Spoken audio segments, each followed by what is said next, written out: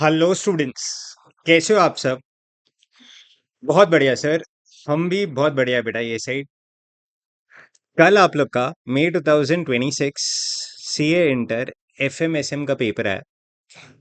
पूरे इंडिया ने रिव्यू में इसको टफ ही कहा है सर, बट ये कोई नहीं सोच रहा है कि रीजन क्या है टफ होने का।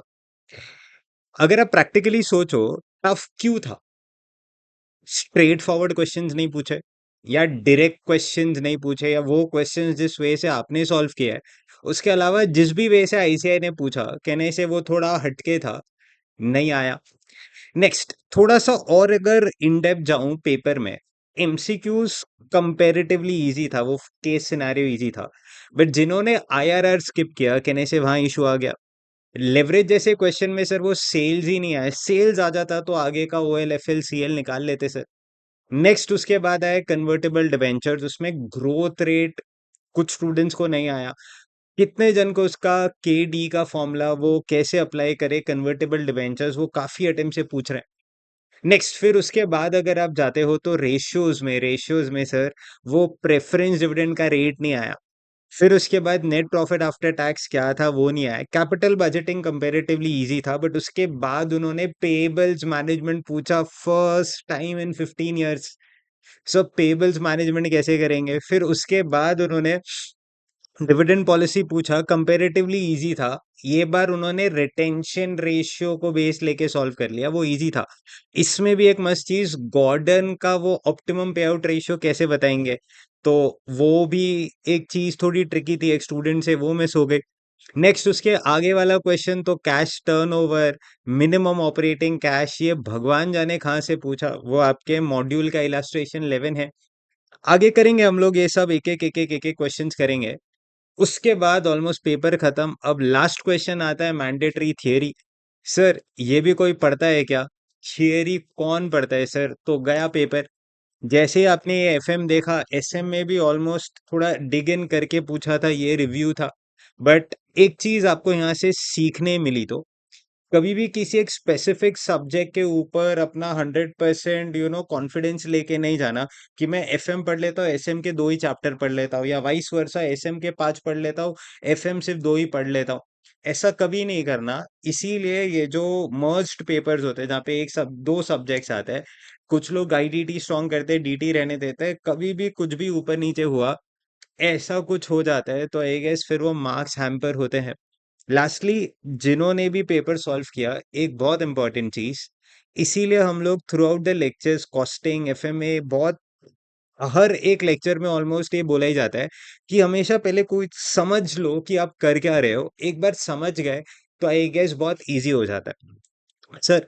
अब हम लोग नेक्स्ट अटेम्प्ट, मान लो अगर एज ए स्टूडेंट मेरा अटेम्प्ट सितंबर 26 है, तो ये पेपर का एप्लीकेशन क्या हो सकता है, हेंसफोर्थ कैसे पेपर्स आएंगे। तो एक बहुत मस्त चीज, हेंसफोर्थ पेपर्स जो आएंगे ना वो ऑलमोस्ट मोर और लेस, ये एकमात्र पेपर था मई 24 से लेके, इनफैक्ट आप मई 18 से लेके आज तक बोल सकते हो, जो कंपैरेटिवली टफ था। स्ट्रेट फॉरवर्ड क्वेश्चंस नहीं थे।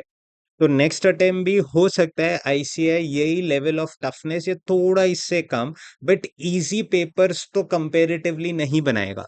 तो आपको बेसिकली लॉजिक्स पे फोकस करना है। जैसे बहुत सारे स्टूडेंट्स हैं, आर्बिट्रेज से वो सम सॉल्विंग आते हैं, नहीं समझता है क्या कर रहे हैं, आईआरआर कैसे करना है, बहुत सारे जन आईआरआर करते भी नहीं है। चलो एक और मस्त चीज, उसके बाद कन्वर्टेबल डिबेंचर्स जिन्होंने सॉल्व किया, प्रेजेंट वैल्यू मेथड से पूछा था। सर ये कहाँ होता है, ये क्या होता क्या है?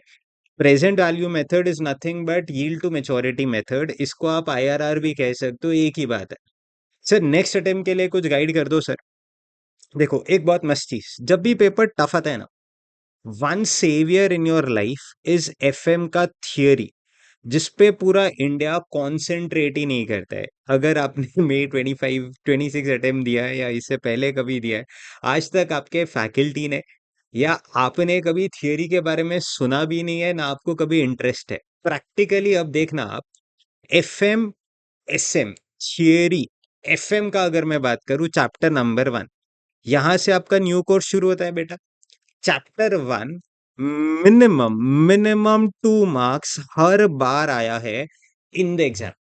करेंटली भी आपका जो profit maximisation and wealth maximisation वाला क्वेश्चन था, which is question number 4C, वो भी 2 मार्क्स का इधर से ही आया। ऐसा नहीं है पहले बार पूछा है। Profit maximisation, maximisation, wealth maximisation बहुत बार पूछा है, बहुत बार। नेक्स्ट, इसके बाद चैप्टर 2 पे चलूं तो ध्यान से देखना, मे 24 से लेके हर बार मिनिमम 4 मार्क। इम्पॉसिबल है अगर 4 मार्क्स से कम पूछा है तो देख लो। 6 marks, 6 marks, 4 marks, 4 marks, 8 marks, 4 marks, 6 marks. Literally कुछ स्पेशल बोलता हूँ, ध्यान से सुनना। जैन 2025 में 8 मार्क्स चैप्टर 1 एंड 2 से आया। मई 25 में 8 मार्क्स आया। सितंबर 25 में 10 मार्क्स आया सिर्फ चैप्टर 1 एंड 2 से। तो as a student, smart student, आप ऐसा सोच सकते हो यार, कैपिटल बजटिंग कितना पढ़ना पड़ता है। अगर मैं शांति से थियरी कर लूं, मैं 10 on 10 एक्सपेक्ट नहीं करता, बट अगर मेरे को 6 भी आ जाए, एंड ये 6 जिन्होंने May 26 दिया है ना बेटा, उनके लिए तो ऐसे जान में जान आ जाए वैसा वाला पार्ट था। हम लोग करेंगे, जस्ट अभी हम लोग एक्चुअली पेपर रिवर्स स्टार्ट करेंगे। हम लोग थियरी से शुरू करेंगे। एक और मस्त चीज, थोड़ा सा सोचते ये लोग, पोस्ट शिपमेंट फाइनेंस 4 मार्क के लिए पूछा, जंक बॉन्ड्स 2 मार्क के लिए पूछा। परफेक्ट। नेक्स्ट, आपने अगर टेलीग्राम चैनल ज्वाइन किया है, नहीं किया है, प्लीज वो डिस्क्रिप्शन यश गाड़िया कॉस्ट एफएम करके ज्वाइन कर लीजिए। रीजन बताता हूँ। ये जो थियरी क्वेश्चन आपका एमएम का अजम्पशंस एडवांटेजेस आया ना, ये बार अजम्पशंस ऑफ एमएम मॉडल, ध्यान से देखना, ये डिविडेंड पॉलिसी है। हर बार आता है पेपर में। May 22 में क्या पूछा? Assumptions of Alter model. September 24 में क्या पूछा? Assumptions of Gordon model. May 26 में क्या पूछ लिया? Assumptions of MM model. आपको समझा? अच्छा, हर बार ना 6 to 8 marks sure chapter 1 and 2 से आता है। ये अभी से नहीं है, मैं 18 से। हाँ बेटा, किसी को ऐसा फील होता है तो ये रहा पूरा एनालिसिस, आप बोल दीजिए मैं भेज दूंगा। मैं 18 से देख लो ना, देख लो ना बेटा। ऐसा एक भी अटेम्प्ट नहीं है नहीं आया। ये भी चैप्टर 2 में 18 से आ रहा है बेटा। सम पीपल थिंक कि ये तो एक दो अटेम्प्ट का ही हो गया। नहीं नहीं, में 18 इज ऑलमोस्ट 8 years का एनालिसिस आपके सामने है। नेक्स्ट सर, अब थियरी से शुरुआत करते हैं। ध्यान से देखना please, question number 4A। Sir theory से हमने तो लिखा ही नहीं था। एक मस्त चीज, थियरी ना, अगर आप थोड़ा दिमाग लगाओ, कॉमन सेंस भी यूज करोगे ना, बहुत बार आपको थियरी में 4 to 6 मार्क्स मिलना इजी है। कोई बोलता है कैसे, समझाओ ना सर। एक मस्त चीज, अजम्पशंस ऑफ एमएम हाइपोथेसिस। कोई बोलता है सर हमको तो याद ही नहीं है। आर्बिट्रेज प्रोसेस अगर आपने किया था, जिन्होंने अगर मैंने सिखाया है, मैंने लिटरली एक एक अजम्पशन ऐसे मार्क करवाए। कोई बोलता है सर याद दिलाओ, तो एक सेकेंड बेटा, हैंड रिटन नोट्स ओपन कर लेता है। जस्ट अ मिनट बेटा। हाँ, सो अगर आप कैपिटल स्ट्रक्चर थियरी में है, ध्यान देना, यहाँ पे जब एमएम अप्रोच आता है, एमएम अप्रोच, ये विद टैक्स आ गया। विदाउट टैक्स में ये रहा बेटा। जब भी अपन वो फर्स्ट क्वेश्चन सॉल्व करना शुरू करता है, तो इनफैक्ट वो हर क्वेश्चन में ना, जब भी अपन ने सॉल्व किया था, ये अपना first question, just a minute बेटा, सर्च कर लेता हूँ। 1 मिनट दे दो बस। हाँ, यहाँ पे जब आप जाते हो, ये रहा बेटा फर्स्ट क्वेश्चन, 35 लाख 7%। ये रहा, corporate leverage and personal leverage are perfect substitutes, पहला assumption।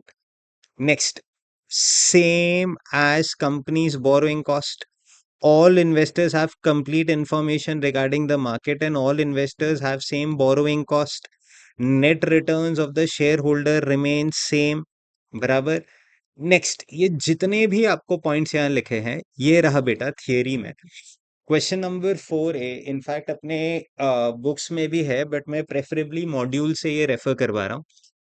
assumptions of MF model, पहला पहला assumption, perfect capital markets, which means firm जिस मार्केट में ऑपरेट करता है, वहां पे सारे इन्वेस्टर्स रैशनल है एंड सबको इंफॉर्मेशन फ्रीली अवेलेबल है।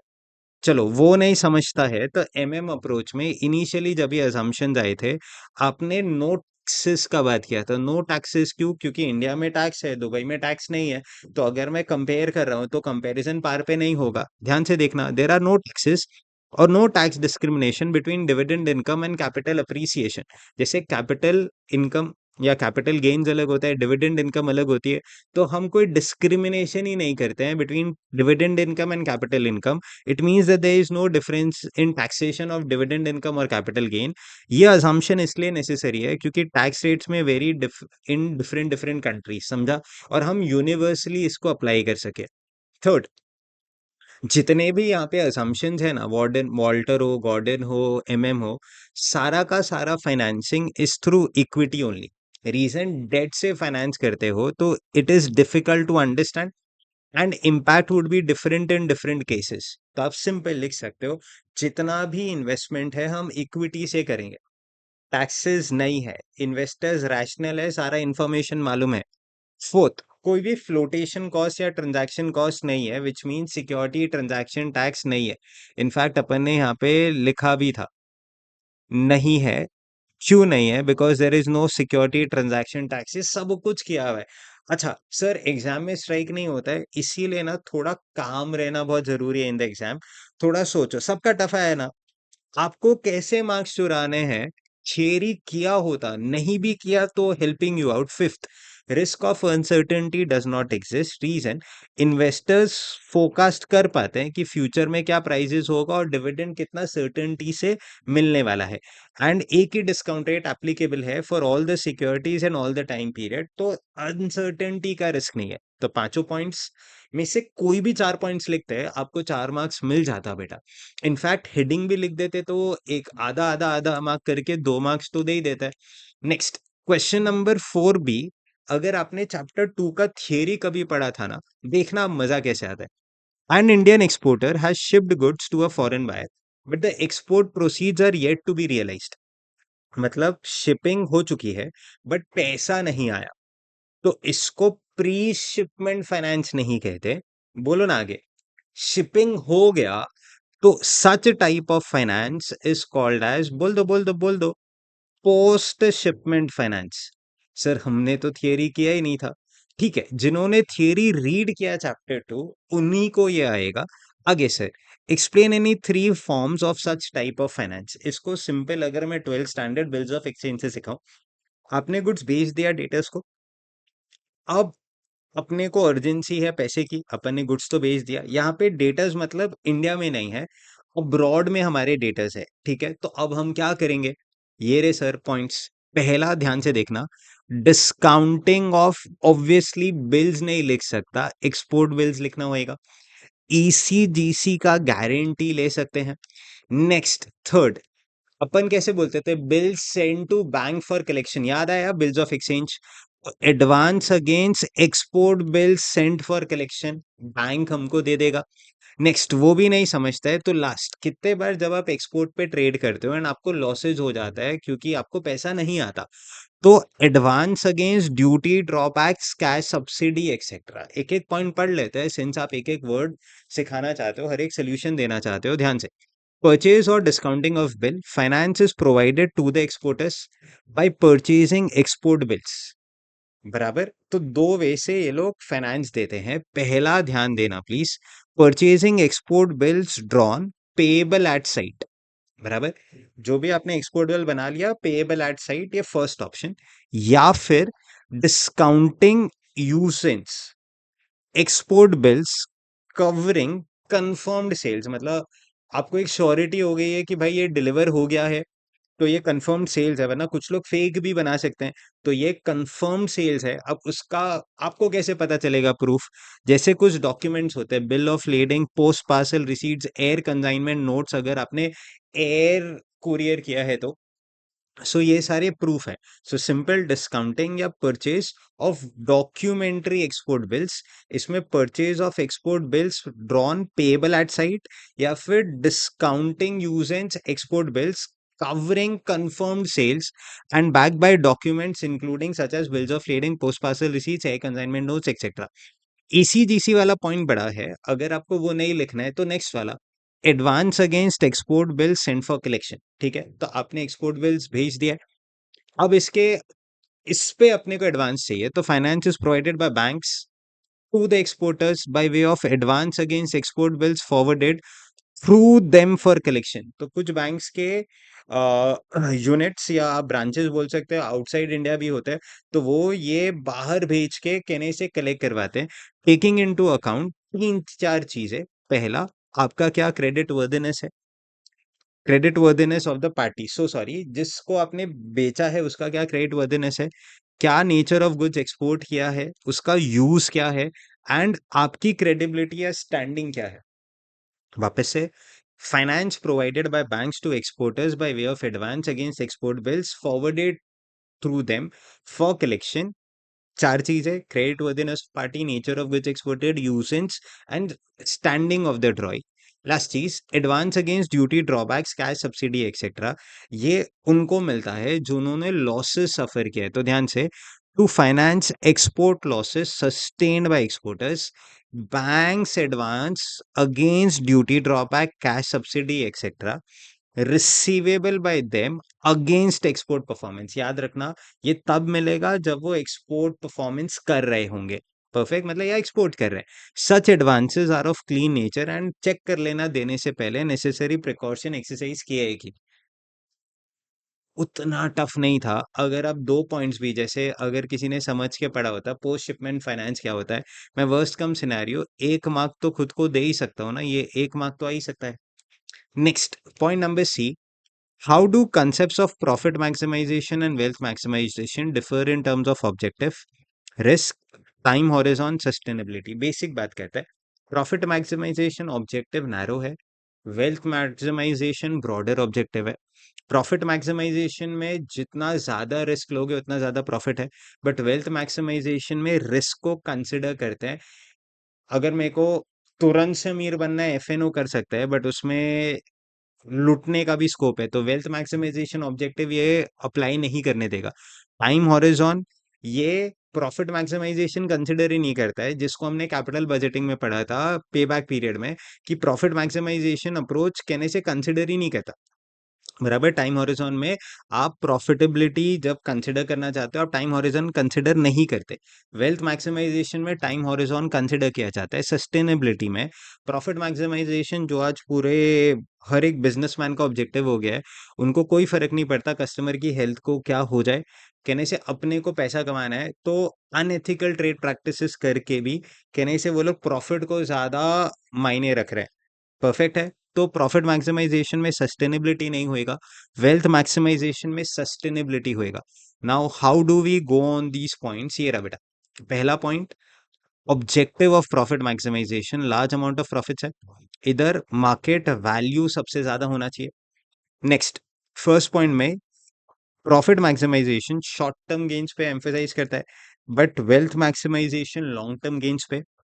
Profit maximisation ignores risk and uncertainty, यहाँ पे हम रिकॉग्नाइज करते हैं, इधर इग्नोर करते हैं टाइमिंग ऑफ रिटर्न्स, इधर रिकॉग्नाइज करते हैं। नेक्स्ट, प्रॉफिट मैक्सिमाइजेशन ऑब्जेक्टिव में ये रहा वो थोड़ा सा इन डेप्थ जाके पूछ लिया थोड़ा।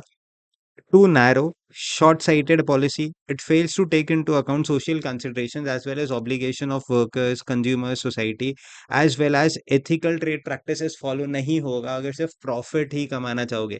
रिपीट कस्टमर्स चाहिए तो प्रॉफिट नहीं, गुडविल क्रिएट करना पड़ता है। Next, wealth maximisation is generally in accordance with interest of various groups such as owners, employees, creditors, society, etc. and management का objective of survival इसमें consider हो जाता है। प्लस एक और मस्त चीज, वेल्थ मैक्सिमाइज होगा तो फर्म की वैल्यू बढ़ेगी, फर्म की वैल्यू बढ़ेगी तो सोसाइटल वेल्थ भी बढ़ेगा, ऐसे एक चार्ट बना के दिया हुआ है। नेक्स्ट, लास्ट क्वेश्चन जो आपको यहाँ पूछा, is junk bonds and why are they called high yield bonds. अच्छा, एक मस्त चीज, जंक बॉन्ड क्या होता है, कहने से फालतू सा बॉन्ड जिसकी वैल्यू ही नहीं हो, या ऐसे कह दूं, जंग बॉन्ड मतलब जनरली लोग इसको नहीं खरीदते होंगे, तो अगर कि कंपनी को जंग बॉन्ड इशू करना है तो कहना इसे वो खरीदते नहीं है तो उनको ज्यादा रेट ऑफ इंटरेस्ट देना पड़ेगा, क्योंकि अच्छा अगर आप ज्यादा रेट ऑफ इंटरेस्ट दे रहे हो तो कहने से रिस्क ऑफ डिफॉल्ट भी ज्यादा होगा, इसीलिए उसमें हाई यील्ड होती है। थोड़ा समझा। चलिए ना सर, थियरी पे चले जाते हैं। ये जो भी क्वेश्चन, ये भी मॉड्यूल से ही सारा कुछ लिया है, 2.34 पेज पे जाओगे आपको मिल जाएगा। हाई यील्ड और junk bonds, junk bond is a bond that is rated below investment grade by credit rating agencies. तो इनका rating is below investment grade, मतलब इन्वेस्ट नहीं करना चाहिए। It has low credit rating and thus has high risk of default. अगर risk of default ज्यादा है तो कहने से हायर रिस्क के वजह से हायर इंटरेस्ट रेट होगा, and that is why junk bonds are also called as high yield bonds.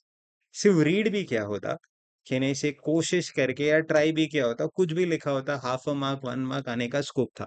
So this is how theory, not just in this paper but you tell me any paper no बेटा, FM का जो भी आप पास papers लेते हैं ना, May 24 का अगर मैं पेपर ओपन करूँ सच्ची, तो अगर आप यहाँ पे ओवरऑल देखोगे भी ना, सिर्फ गो थ्रू भी कर लोगे ना बेटा, जस्ट अ मिनट। हाँ, हाँ, ये देखो ट्रू और फॉल्स पूछा है। Maximizing MPS as a financial objective which maximizes wealth of shareholders. Yes, true है ना। कॉम्बिनेशन चलो ये कुछ तो लिखा, financial distress is a position where accounting profits are sufficient, no not sufficient, तो फॉल्स हो गया। Angel investor is one which provides funds for startup in exchange of ownership, ये ट्रू हो गया। Next, four sources of finance, features of crowd funding, ये आपके chapter 2 का last theory है। पे बैक रेसिप्रोकल, ये कैपिटल बजटिंग में से पूछ लिया। नेक्स्ट, अप्रोचिंग बैंक्स और financing any four forms of bank credit, ये वापस से चैप्टर 2 से आया। कोई भी ले लो आप बेटा, कोई भी ले लो, यह पेपर थियरी मैंडेटरी आएगा। So this is one one insight that I can tell you. कल को आईसीआई कितना भी टफ बनाए, कहने से थियरी में 6 to 8 मार्क्स तो अपना शॉर्ट शॉर्ट चैप्टर 1 and 2 से ही आएगा, उस पे फोकस कर सकते हैं। आइए सर रिवर्स जाते हैं। मैं पूरा पेपर रिवर्स सॉल्व कर रहा हूँ, उसका सिंपल रीजन है, एमसीक्यूज आप लोग को, आपके पास उसका आंसर है, हर एक फैकल्टी ने इंडिया के आंसर दे दिया, अपना भी वीडियो है बेटा, आप देख सकते हैं। Question number 3B। Sir exactly ये क्वेश्चन ना कल जब देखा, इसमें एक चीज है, करंटली पूरा टैक्स रेट इग्नोर करके अपना सोल्यूशन होगा, उसके सिंपल रीजन है, वर्किंग कैपिटल में टैक्स रेट का बहुत ज्यादा कुछ इम्पैक्ट नहीं आता है, और ये question cash cycle working capital का है। सिमिलर क्वेश्चन रीड करते हैं पहले, फिर आपको मॉड्यूल का एक क्वेश्चन भी सॉल्व करा देंगे, फिर आप इस क्वेश्चन पे वापस आना and then apply brains. AR limited has the following data for the year ended 31st of March 2026, 2 + 4 6 marks. तो इनफैक्ट ये first part of the question is 2 marks and next part of the question literally is 4 marks. ठीक है, आगे चलता है। Next, receivables are collected on an average after 60 days, तो ऐसे कह दूं डेटर्स आर 60 days। ठीक है, inventories are held for an average period of 90 days before they are sold, तो आई गेस इन्वेंट्री मतलब स्टॉक, स्टॉक 90 days हो गया। The company usually settles its payables with the suppliers after 30 days, तो मतलब creditors आपका 30 days हो गया, correct है। The total sales of the company amounts to 200 lakhs, तो टोटल सेल्स मतलब अपनी कंपनी का overall sales is 200 lakhs which is earned evenly throughout the year. In fact ये लाइन नहीं भी बोला होता ना, earned evenly throughout the year, तो भी हम इवनली ही मानते हैं। All sales are credit sales, ratios अगर आता है तो बाय डिफॉल्ट उसमें एक अजम्पशन है कि पूरा का पूरा सेल्स क्रेडिट ही होगा। Net profit margin is 10%। एक मस्त चीज, हम लोग जब भी वर्किंग कैपिटल रेस करते हैं, कैश कॉस्ट मेथड में एक रूल होता है कि आप जो भी अपना कॉस्ट है उसके बेसिस पे आप वर्किंग कैपिटल रेस करते हो। तो 200 लाख के सेल्स में से अगर मैं 20 lakhs का प्रॉफिट माइनस कर दूं, तो अपना टोटल कॉस्ट इसको अगर कॉस्ट शीट से बोलूं तो total cost of sales 180 lakhs होता है। The company has not incurred any non operating expenses during the year. Thank you बोल दिया, नहीं भी बोला होता तो भी मैं यही मानता कि कोई भी नॉन ऑपरेटिंग एक्सपेंस नहीं है। टैक्स रेट दिया 30%, assume 360 days in year, opportunity cost of investment is 12%। ठीक है, इसका यूज क्या है, 2 5 मिनट 10 मिनट में आएगा। अभी के लिए जब भी अपन कहीं इन्वेस्ट करते हैं तो उसका अपॉर्चुनिटी कॉस्ट 12% है, मतलब अगर मैं कहीं से फंड्स रेस कर रहा हूँ, इसका कॉस्ट ऑफ कैपिटल भी कह सकते हो, या ऐसे कह सकते हो अगर मैंने ये फंड्स अपना डेटर्स में ब्लॉक किया, इधर ब्लॉक नहीं करता तो मैं कहीं और इन्वेस्ट करता तो 12% कमा लेता। ठीक है, first question, calculate the cash cycle and minimum cash balance to be maintain to meet its obligation. ये क्वेश्चन आपने पढ़ा, इसका एक सिमिलर क्वेश्चन अपने मॉड्यूल में है, unit 2 of module chapter number 9 page number 9.68। ध्यान से देखना, कैलसी ले लो, बहुत मस्त इजीली सॉल्व हो जाएगा। ध्यान से, the following information is available in respect of site trading company. On an average debtors are collected after 45 days. Inventories have an average of 75 days of holding period. Creditors payment period is 30 days. Numbers change किया, I guess बात same है। अच्छा, जिन जिनको operating cycle याद आता है, raw materials plus debtors plus WIP plus finish goods, मतलब stock plus debtors minus creditors, अपने को वर्किंग कैपिटल का ऑपरेटिंग साइकिल पीरियड समझता है, याद आता है कुछ? Raw material plus WIP plus finish goods plus debtors minus creditors, ऐसा याद आता है? तो इधर कैलसी ले लो ना प्लीज। ये 45 डेज है, ये 75 डेज है, ये 30 डेज है, तो 45 प्लस 75 माइनस 10 माइनस 30 डेज, तो 120 माइनस 30, आई गेस अपना कैश साइकिल इज 90 डेज। अच्छा, कैश साइकिल, कैश टर्नओवर इधर पूछा, बट मे के पेपर में कैश टर्नओवर नहीं पूछा। अब cash turnover is nothing but जैसे डेटर्स टर्नओवर होता है वैसे ही कैश टर्नओवर। तो अपना फॉर्मूला क्या था कैश टर्नओवर का या डेटर्स टर्नओवर का? इस पीरियड अपॉन डेटर्स वेलोसिटी। तो अपने कैश साइकिल को 90 डेज लगता है, पीरियड अपॉन कैश वेलोसिटी। मतलब अगर मैं ऐसा कह दूं कैश वेलोसिटी, तो पीरियड, क्वेश्चन ने कुछ बोला है क्या पीरियड?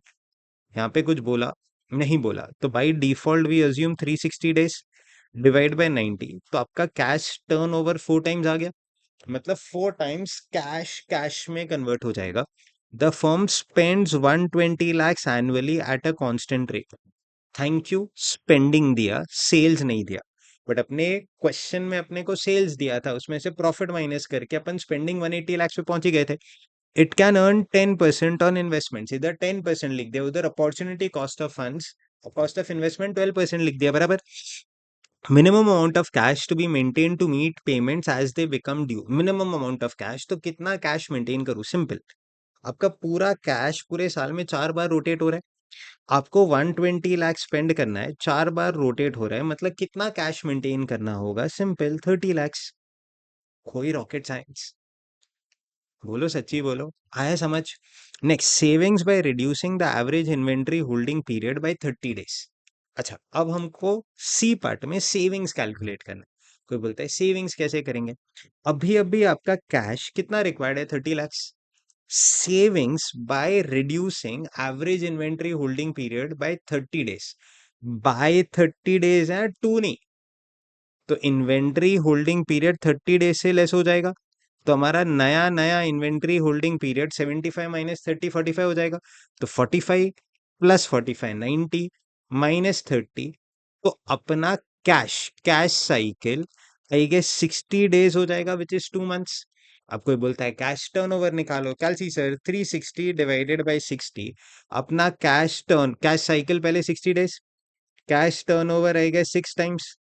अब वापस से अगर मिनिमम अमाउंट कैलकुलेट करूं तो 120 lakhs डिवाइडेड बाय 6 टाइम्स।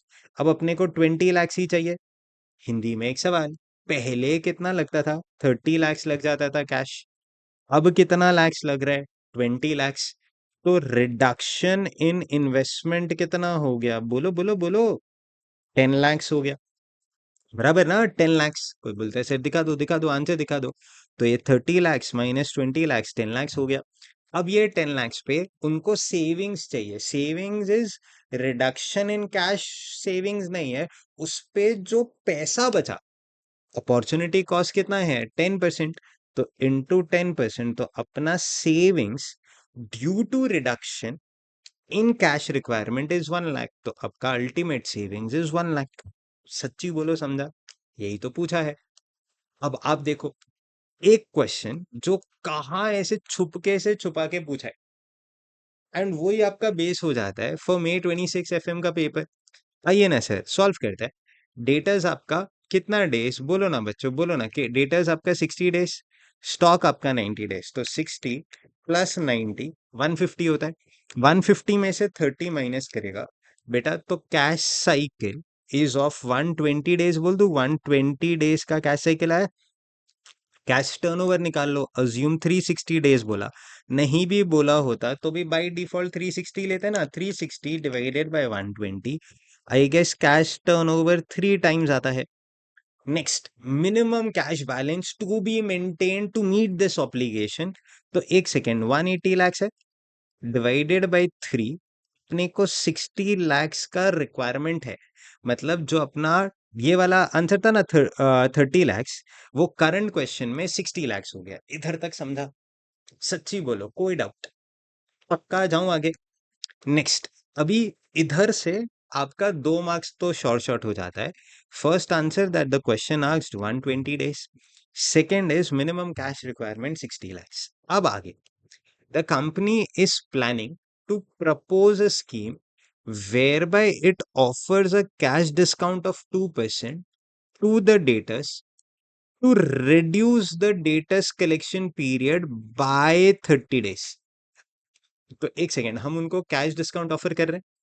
अच्छा, ऑब्वियसली अगर आप डेटर्स को कैश डिस्काउंट ऑफर करोगे, कॉमन सेंस है, बहुत सारे डेटर्स आपको जल्दी पे करेंगे। अब जल्दी पे करेंगे तो जो पैसा डेटर्स से, बोलो ना 60 डेज में आता था, कितने डेज में आता था बच्चों? 60 डेज।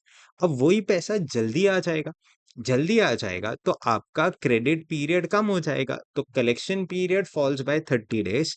तो पहले कितना था? 60, कितने से गिर गया? 30, तो रिवाइज डेटर्स का कलेक्शन पीरियड 30 हो गया।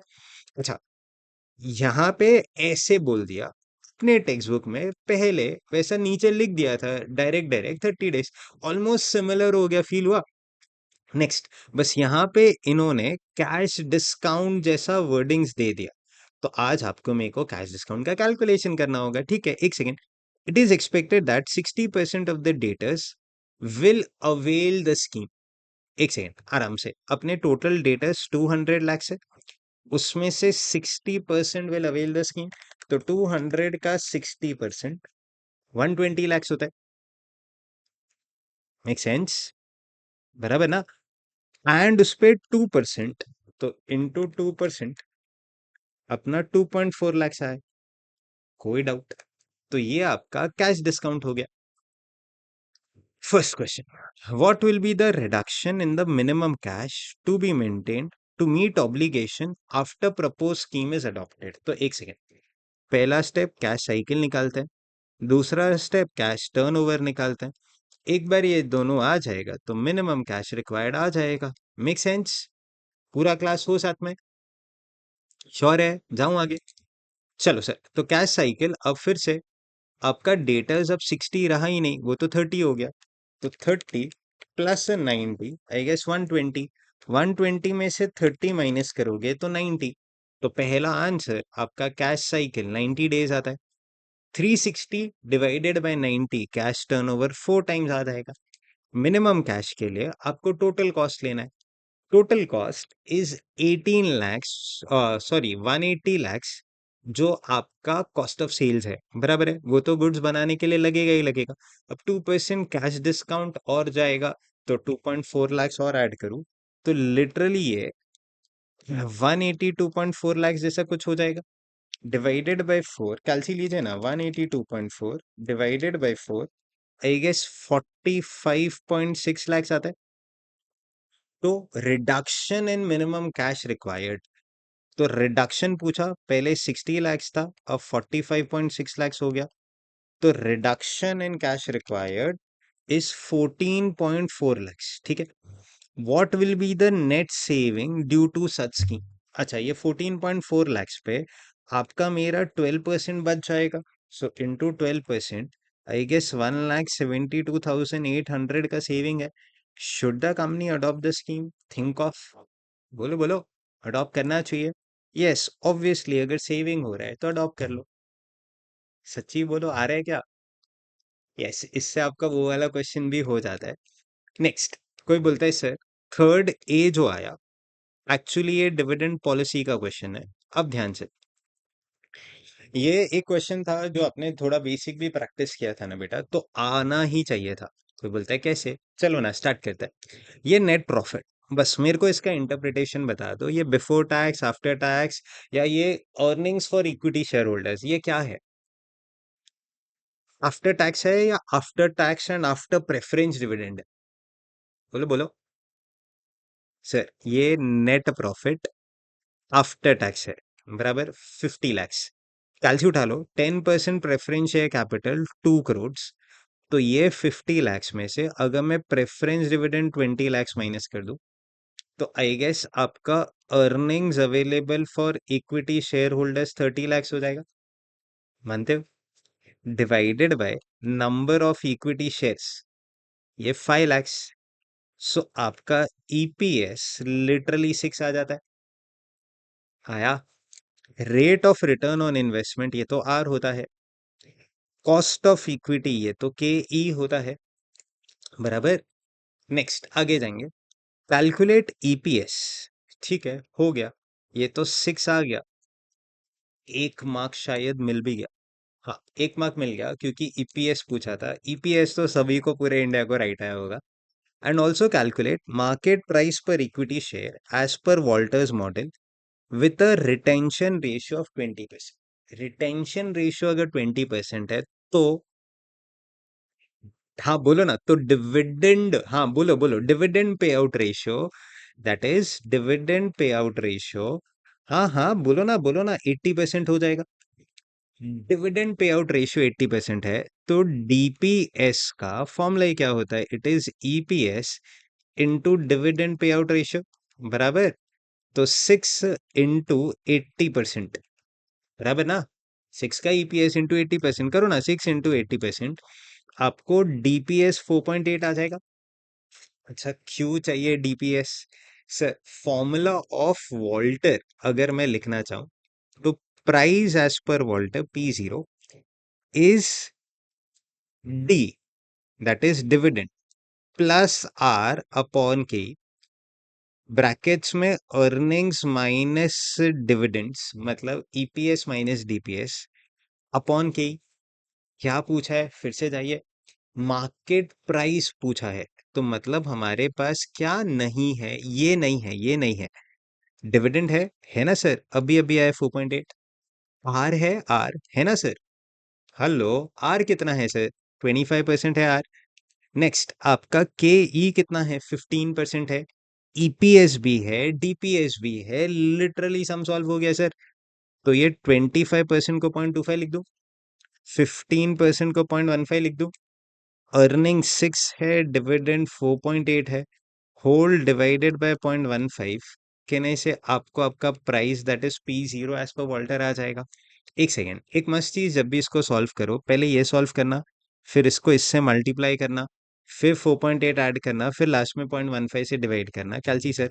0.25 डिवाइडेड बाय 0.15, आई गेस 1.66666666 आ रहा है। 6 माइनस 4.8, आई गेस 1.2 होता है, तो इंटू 1.2, तो कैलसी पे 2 आ जाता है। 1.9999 प्लस 4.8, तो 6.8 आ जाता है, डिवाइडेड बाय 0.15, आई गेस आपका आंसर 45.33 आता है, प्राइस एज पर वॉल्टर। इधर एक और मार्क आ जाता है। टफ नहीं था ये वाला, इजी था। नेक्स्ट आगे जाएंगे। इसके बाद, if the company aims to keep the market price of its equity share at 60 each, मतलब अब क्या दिया है बताओ बताओ?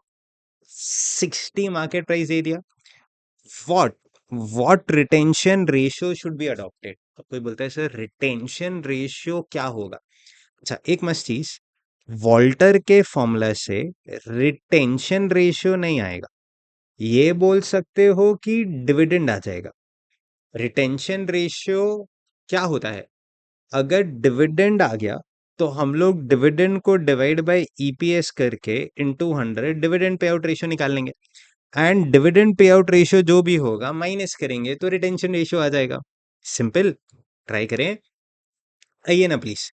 तो ये प्राइस दे दिया सेकेंड पार्ट में 60, ठीक है, प्राइस है, डिविडेंड नहीं मालूम, प्लस आर तो आपका 0.25, के आपका 0.15, अर्निंग्स आपकी 6, डिविडेंड नहीं मालूम, होल डिवाइडेड बाय 0.15। एक मस्त चीज, जिन जिन का मैथ स्ट्रांग है, एक इक्वेशन से एक ही अननोन है तो सॉल्व तो हो ही जाएगा।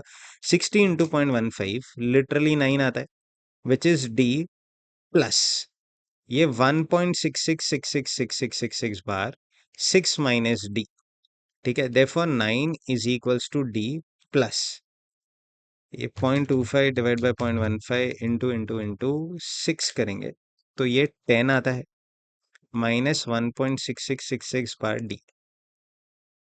तो 9 और ये 10 इस साइड जाएगा तो -1 is equals to D minus 1.6666 D is minus 0.666666 बार डी। तो माइनस माइनस तो कैंसिल हो जाएगा बेटा जी। Therefore D is equals to 1 divided by 0.66666666 पूरा लेना कैलसी पे, तो D आपका 1.5 है।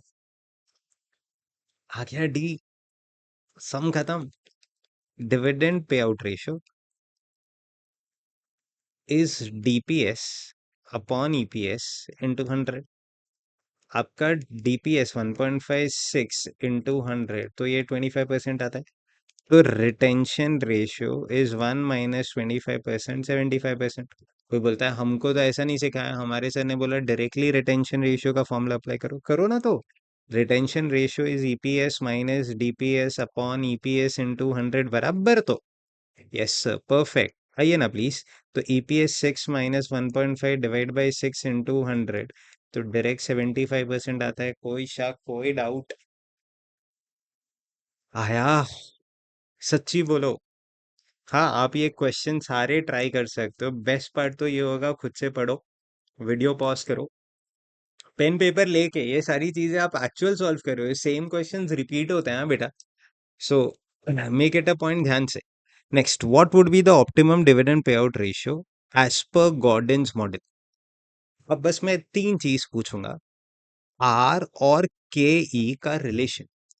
अगर are greater than K E है, are less than K E है, are equal to K E है, बराबर। अगर आर मतलब कंपनी जो कमा रहा है, ठीक है, के ई मतलब शेयर होल्डर्स का एक्सपेक्टेशन। कंपनी जो कमा रहा है करंट क्वेश्चन में 25% है, शेयर होल्डर्स का एक्सपेक्टेशन से 15% है। तो मैं उनको अगर एक भी रुपए नहीं दूंगा तो मैं उन्हीं के पैसे पे 25% कमाऊंगा। तो कहना है इसे, मुझे उनको एक भी रुपए का डिविडेंड नहीं देना चाहिए। Therefore optimum dividend payout ratio year is 0%। But अगर कंपनी कमाती 10% है, शेयर होल्डर्स को 15% चाहिए, तुम्हें हक ही नहीं है उनका एक रुपए रखने का। इसीलिए optimum dividend payout ratio here would be 100%। R equal to K E है तो कहने से any dividend payout ratio is best, क्योंकि 10% ही उनको चाहिए, आप कमाते भी 10% हो, कहने से फर्क ही नहीं पड़ता, फिर डिविडेंड दो या मत दो। तो बेस्ड ऑन थर्ड पार्ट आपको और कुछ सॉल्व ही नहीं करना था, सिर्फ ऐसे लिख देते आर इज ग्रेटर देन के, optimum dividend payout ratio is 0%, game over. ये वो स्टूडेंट जिससे कल बात हुआ उनका ये मिस्टेक हो गया बेटा। सच्ची बोलो, आ रहा है? पक्का आ रहा है? अब शायद ना आए। क्वेश्चन नंबर 2 भी सर ये पेबल्स मैनेजमेंट का क्वेश्चन है। हाँ, चलो ना sir, basic common sense use करना। This is what we expect from students. मेरे को इसका करेक्ट आंसर देने से ज्यादा इंपॉर्टेंट एज ए स्टूडेंट क्या सोच सकता था मैं इन द एग्जामिनेशन, मेरे को उस पर ज्यादा इंटरेस्ट है। ठीक है, आंसर्स अपने आप करेक्ट आ जाते हैं। B limited has received an offer to get a discount of 2% on an invoice value of 75,000। चलो एक बार रीड करो ना, I just come in a minute, एक बार रीड करो प्लस। आप पॉज करके रीड कर लो। तो बी लिमिटेड को ऑफर आया है to get 2% discount on the invoice value of 75,000। ठीक है, मतलब 75,000 में बी को किसी को पे करना है, उनको 2% डिस्काउंट मिलेगा if payment is made with in 1 month instead of normal credit of 3 months. Meaning generally हम 3 मंथ्स में पे करते हैं, अगर हमने उसको 1 महीने में पे कर दिया तो वो हमें 2% का डिस्काउंट देगा। तो इसीलिए ये जो आप कैलकुलेशन करोगे, आपको किसी को पे करना है, तो आप ये इवैल्यूएट करना चाहते हो 1 महीने में पे करूं ताकि 2% डिस्काउंट मिल जाएगा, या फिर 3 महीने में ही पे करूं। That is why question is on payables management. ठीक है। Next, if the company makes early payment, अब कंपनी ने अर्ली पेमेंट किया तो it will need to finance the payment through bank overdraft of 10% per annum. Tax rate is 30%. ओहो, bank OD, interest is a tax deductible expense, तो अपने लिए effective cost 10, जिनका COC set है एकदम, तो 10, 1 माइनस 30%, तो आई गेस इफेक्टिव कॉस्ट 7% आ जाएगा. Whether B limited should accept the offer, support your decision with calculations. एक सिंपल क्वेश्चन पूछता हूँ, आराम आराम से हेल्प करना, कोई घाई नहीं है बेटा. If we accept discount, simple question, accept offer या accept discount. If we do not accept offer, बराबर, डू नॉट एक्सेप्ट ऑफर, ठीक है, चल आराम आराम से. अगर आपने एक्सेप्ट किया ऑफर तो आपको पेमेंट कितना करना पड़ेगा, पेमेंट ऑफ इनवॉइस. क्या 75,000 करोगे या 75,000 में से 2% लेस करके? सिंपल है सर, 2% लेस करके, तो 75,000 माइनस 2%, क्योंकि डिस्काउंट मिल गया ना 73,500. बट अगर आपने ऑफर एक्सेप्ट ही नहीं किया तो आपको तो 75 पे करना पड़ेगा, बराबर है. बस अब इधर ये एक ही क्वेश्चन है, ये 2% का डिस्काउंट मिल गया आपको, बराबर है, बट इसके लिए आपने डैश लिया. बोलो, अरे बोलो, बैंक लोन लिया ना, so interest on bank OD. Simple. कितना पैसा लिया सर? बोलो बोलो. 75,000 लिया क्या पूरा? पैसा नहीं था तो आप कितना पैसा लोगे? 73,500 लोगे. परफेक्ट. इस पे कितना परसेंट इंटरेस्ट? 10% तो नहीं लेंगे, 7% लेंगे. अगर टैक्स रेट नहीं दिया होता हम लोग 10% ले लेते. कभी कभी ऐसे इसमें 10% लेके भी सॉल्व कर लेगा. इनटू, इनटू, दिमाग लगा, कितने मंथ्स का इंटरेस्ट. आपको डिस्काउंट कब मिलता है? जब आप 30 डेज में पे करते हो. अगर आपको डिस्काउंट नहीं चाहिए तो 90 डेज में तो वैसे ही पे करना था. तो जो कुछ भी कैलकुलेशन ऑफ इंटरेस्ट होगा, कि नहीं से 90 डेज का लूँ, 30 डेज का लूँ, या डिफरेंस का लूँ, दिमाग लगाइए, डिफरेंस का लेना होएगा. Difference is nothing but 60 days divided by, question ने अगर कुछ नहीं बोला तो बाय डिफॉल्ट ऐसे बोल दू 360 डेज, या ऐसे नहीं समझता है तो 2 मंथ्स डिवाइड बाय 12 मंथ्स कर लो. कैलसी उठाइए. 73,500 इंटू 7% इंटू 2 डिवाइड बाय 12 अगर मैं करूँ, ये 857.5 हो जाएगा, प्लस 73,500, 74,357.5, इधर 75,000 आता है. I keep the question to you, क्या करोगे? एक्सेप्ट करोगे कि रिजेक्ट करोगे? ऑब्वियसली सर एक्सेप्ट करेंगे. Simple right. पक्का बोलो, समझा? श्योर समझा? करेक्ट है.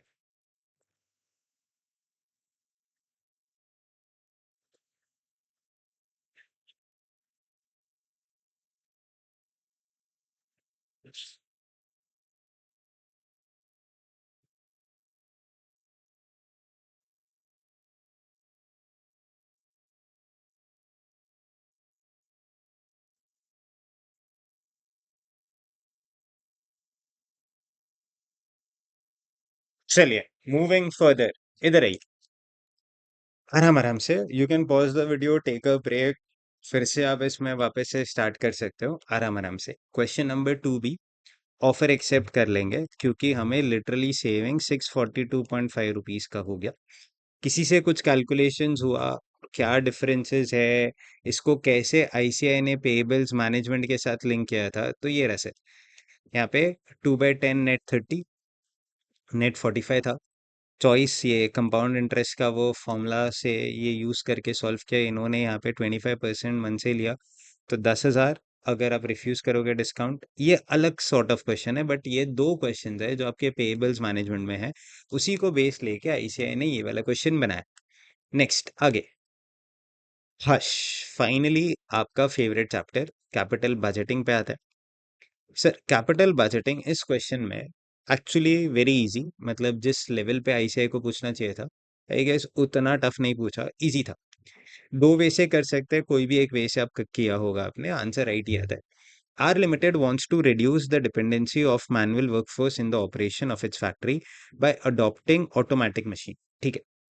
It has two option under consideration, M and machine है। रियल लाइफ में भी ऐसा होता है। रेलवेज ने आईआरसीटीसी ऐप लॉन्च किया तो मैनुअल वर्कफोर्स कम हो गया क्योंकि ऐप के थ्रू सारा काम हो रहा है। फिर उन्होंने टिकट बुकिंग कियोस्क लेके आए, तो जो ऑपरेटर्स थे जो आपको मेरे को टिकट्स देते थे मुंबई में, वो कम हो गए। तो ऑब्वियसली इससे सेविंग्स होती है, मैन पावर बचता है एंड एफिशिएंसी इंप्रूव हो जाती है। मैन पावर 24 घंटे तो नहीं बैठ सकता, बट हाँ मशीन्स तो 24 घंटे यूज कर सकते हैं। हाँ, मशीन्स पे डिप्रिसिएशन आएगा, वेयर एंड टेयर होएगा, चीजें हैं वो नीचे गो थ्रू करते हैं। Both the machine serve the same job and also are able to satisfy the purpose of the company. Details of both the machines are given below. Machine M, machine N, ध्यान से कैलसी ले लेना, major calculations यहीं पे हो जाएगा, easy है question. Purchase cost 4,50,000 है, यूजफुल लाइफ 5 years, इधर 350, यूजफुल लाइफ 7 years। जब भी कभी लाइफ अलग होता है तो चेक कर लेना, नीचे उन्होंने इक्विवेलेंट एनुअलाइज क्राइटेरिया ऐसा कुछ बोला ही होगा जिसके बेसिस पे सिलेक्शन होगा। एनपीवी निकाल के सिलेक्शन मत कर देना और पीआई के बेसिस पे भी सिलेक्शन नहीं करना। ठीक है, आगे जाता है, क्योंकि लाइफ डिफरेंट है। तो क्यूमुलेटिव डिस्काउंटिंग फैक्टर ऐसा करके अपने स्टूडेंट्स ने कुछ सीखा था, या फिर आप सारा का सारा discounting factor of 5 years 7 years से डिवाइड करते थे ना, वो वाला। नेक्स्ट, एस्टिमेटेड सैल्वेज वैल्यू, इधर 10% है, इधर भी 10% है। विदाउट कैलसी ट्राई करेंगे तो ये 45,000 का स्क्रैप वैल्यू आता है, ये 35,000 का स्क्रैप वैल्यू आ जाएगा। स्क्रैप वैल्यू का एक और यूज परचेज कॉस्ट है, सैल्वेज वैल्यू है, लाइफ है। अगर एसएलएम मेथड बोला तो डेप्रीसिएशन निकाल लोगे। एनुअल सेविंग्स टू वेजेस, ये क्यों हुआ, क्योंकि वर्कर्स को निकाला तो उनका वेजेस बच गया, तो एनुअल सेविंग्स आया इतना। ये एनुअल वर्ड है, हर साल सेव हो रहा है। तो 5 years है तो 5 years, 7 है तो 7 years तक। अब मशीन है तो उसका running cost per year excluding depreciation, क्योंकि डेप्रीसिएशन आपको मेरे को अलग से कैलकुलेट करना है, तो ये running cost of the machine हो गया। ये आपका इनफ्लो है, सैल्वेज वैल्यू भी इनफ्लो है, परचेस कॉस्ट आउटफ्लो हो गया, रनिंग कॉस्ट आउटफ्लो हो गया। Last, annual savings in scrap due to use of machine in place of manual work. Obviously अगर मशीन्स ऑपरेट करेंगे वर्कर्स के थ्रू, तो जो स्क्रैप है जो जनरली क्रिएट होता था, अब वो स्क्रैप क्रिएट नहीं होगा तो सेविंग्स हो जाएगी। तो ये भी एक इनफ्लो जैसा ही हो गया, 1,20,000। ठीक है, नेक्स्ट आगे, द कंपनी सीओसी इज 9%। यही COC is nothing but discounting factor, जिसको आप weighted average cost of capital भी बोलते हो। टैक्स रेट 25% है, डिप्रीसिएशन एसएलएम बेसिस है। Thank you question. एसएलएम बोल दिया तो शॉर्ट टर्म कैपिटल गेन और लॉस तो नहीं आएगा ऑन सेल ऑफ एसेट, बराबर। एसएलएम से डिप्रीसिएशन इधर ही कैलकुलेट कर लेते हैं हमारे वर्किंग में। Depreciation is also an inflow, proper depreciation inflow नहीं है, literally tax savings on depreciation अपना इनफ्लो हो जाता है। कैलसी उठाइए, 4,50,000 minus minus 45,000 divided by 5 years, आपका हर साल का डिप्रीसिएशन इधर 81,000 आता है। बाजू वाले मशीन का निकालेंगे, प्लीज निकालो निकालो निकालो। 3,50,000 माइनस 10% डिवाइडेड बाय 7 years, ये आपका 45,000 आता है, बराबर। आ गया सर। अब उन्होंने अपने को एनपीवी मेथड बोला और पीआई मेथड बोला। ठीक है, ये दोनों मेथड से पहले सॉल्व करता है, फिर कमेंट के लिए आगे बात करेंगे। Present value interest factor, present value interest factor annuity, तो ये क्यूमुलेटिव डिस्काउंटिंग फैक्टर जो अभी अभी अपन ने बात किया वो है। ये आपका प्रेजेंट वैल्यू फैक्टर 9% के हिसाब से 3 डेसिमल्स पे इन्होंने राउंड ऑफ कर दिया। प्लीज ये ही कंसिडर करना, कैलसी पे भी ऑलमोस्ट यही आएंगे, बट फिर भी अगर आईसीआई ने ये दिया है, प्लीज ये कंसिडर करना, मन से कुछ नहीं करना। आइए सर, कैलसी उठाते हैं। आराम आराम। पहले क्या निकालू, एनपीवी पूछा, उसके साथ साथ पीआई भी पूछा, तो एक मस्त चीज, मेरे को present value of cash inflow अलग निकालना होगा, present value of cash outflow अलग निकालना होगा, फिर माइनस करके एनपीवी और डिवाइड करके पीआई दोनों आ जाएगा। चलिए ना सर, सॉल्व करते हैं। मशीन एम, मशीन एम, ठीक है। Calculation of present value of cash inflows, बराबर। सबसे पहला कैश इनफ्लो, स्क्रैप वैल्यू ले लूं, चलेगा। स्क्रैप वैल्यू अभी अभी मिलेगा या प्रोजेक्ट के लास्ट ईयर में मिलेगा, लास्ट ईयर में। तो एक सेकेंड, आपका स्क्रैप वैल्यू 45, इधर 35, आराम आराम से। ये 5 years है तो 0.650, वो 7 years है, तो 0.547। एक सेकेंड, कैलकुलेशन एरर हो सकता है, बट स्टिल अपन अपना बेस्ट करते हैं, कहीं कुछ मिस्टेक होगा प्लीज कमेंट कर देना। ये 45,000 इंटू 0.650 करेक्ट है। ये 35,000 इंटू 0.567 बराबर ना, आया ये। सो अगर मैं इसको सॉल्व करूं, कैलसी उठाइए प्लीज, 45,000 इंटू 0.650, 29,250 आ रहा है क्या, देखो। हाँ, 650.547, हाँ तो एक सेकंड, 35,000 इंटू 0.547, 35,000 इंटू 0.547, 19,145, आराम आराम से स्क्रैप वैल्यू आ गया। सेकंड, सेविंग्स इन वेजेस है। अच्छा, ये सेविंग्स इन वेजेस हर साल हो रहा है, तो 11 lakhs का जो आपको सेविंग हो रहा है, ये रहा सर, ये रहा, कहाँ गया है सर, ये रहा 11 lakhs का जो सेविंग हो रहा है हर साल लगातार होते जा रहा है। तो फर्स्ट ईयर का discounting factor, second, third, fourth, fifth, ऐसे 5 साल का इंडिविजुअल करने से ज्यादा बेटर है अब 5 साल का क्यूमुलेटिव ले लो। अब एक मस्त चीज, क्या सेविंग्स इन वेजेस को मैं इनकम समझ लूं, हाँ या ना? अगर कोई इनकम है तो क्या मुझे उस पर टैक्स देना पड़ेगा? यस, 25%। कोई बोलता है कैसे, सिंपल है, सेल सोचो। सेल्स अगर यहाँ पे कुछ भी नहीं बोला तो यही आपका जीपी हो जाएगा, यही जीपी हो जाएगा, तो ये जीपी नीचे चला जाएगा इस जीपी पे। बाय डिफॉल्ट है ना, आपको 25% टैक्स तो पे करना ही पड़ेगा, समझा? तो जो भी इनकम होती है उस पे टैक्स पे करेंगे, तो 100 रुपए का इनकम कमाओगे, उस पे 25% का टैक्स पेमेंट होगा। आई गेस अपने लिए वो इनकम इज नेवर 100, वो इनकम इज ऑलमोस्ट 75%। एप्लीकेशन समझना, 11 लाख रुपए सालाना सेव करते हैं, करेक्ट है, इंटू 5 साल का cumulative discounting factor, that is 3.889। ठीक है, मैं वही वर्ड्स यूज कर रहा हूँ जो मैंने क्लास में यूज किए थे, इसको बहुत सारे एन्युटी फैक्टर जो भी आप बोल दो, 3.889, करेक्ट। बट ये मेरा पूरा का पूरा सेविंग्स नहीं है, इसका सिर्फ 75% ही मेरी इनकम है पोस्ट टैक्स, बराबर। तो 11 lakhs इंटू 3.889 इंटू 75% अगर मैं करूँ, तो ये 32,08,425 आता है। प्लीज बोलो आया? नेक्स्ट, सिमिलरली बाजू वाला खुद से सोचो, ट्राई करो आराम आराम से। सर क्वेश्चन दिखा दो, ये रहा बेटा, 12 lakhs बराबर, 12 lakhs इंटू ये 7 years की कहानी, तो 12 lakhs इंटू 5.032, सो 12 lakhs into 5.032 into into 75%, same situation, तो वापस से लिखते हैं 12 lakhs इंटू 5.032 इंटू 75%, 45,28,800 आता है, बराबर। जैसे आपने ये सेविंग्स कैलकुलेट की, थर्ड सेविंग्स इन स्क्रैप भी वैसे ही होगा।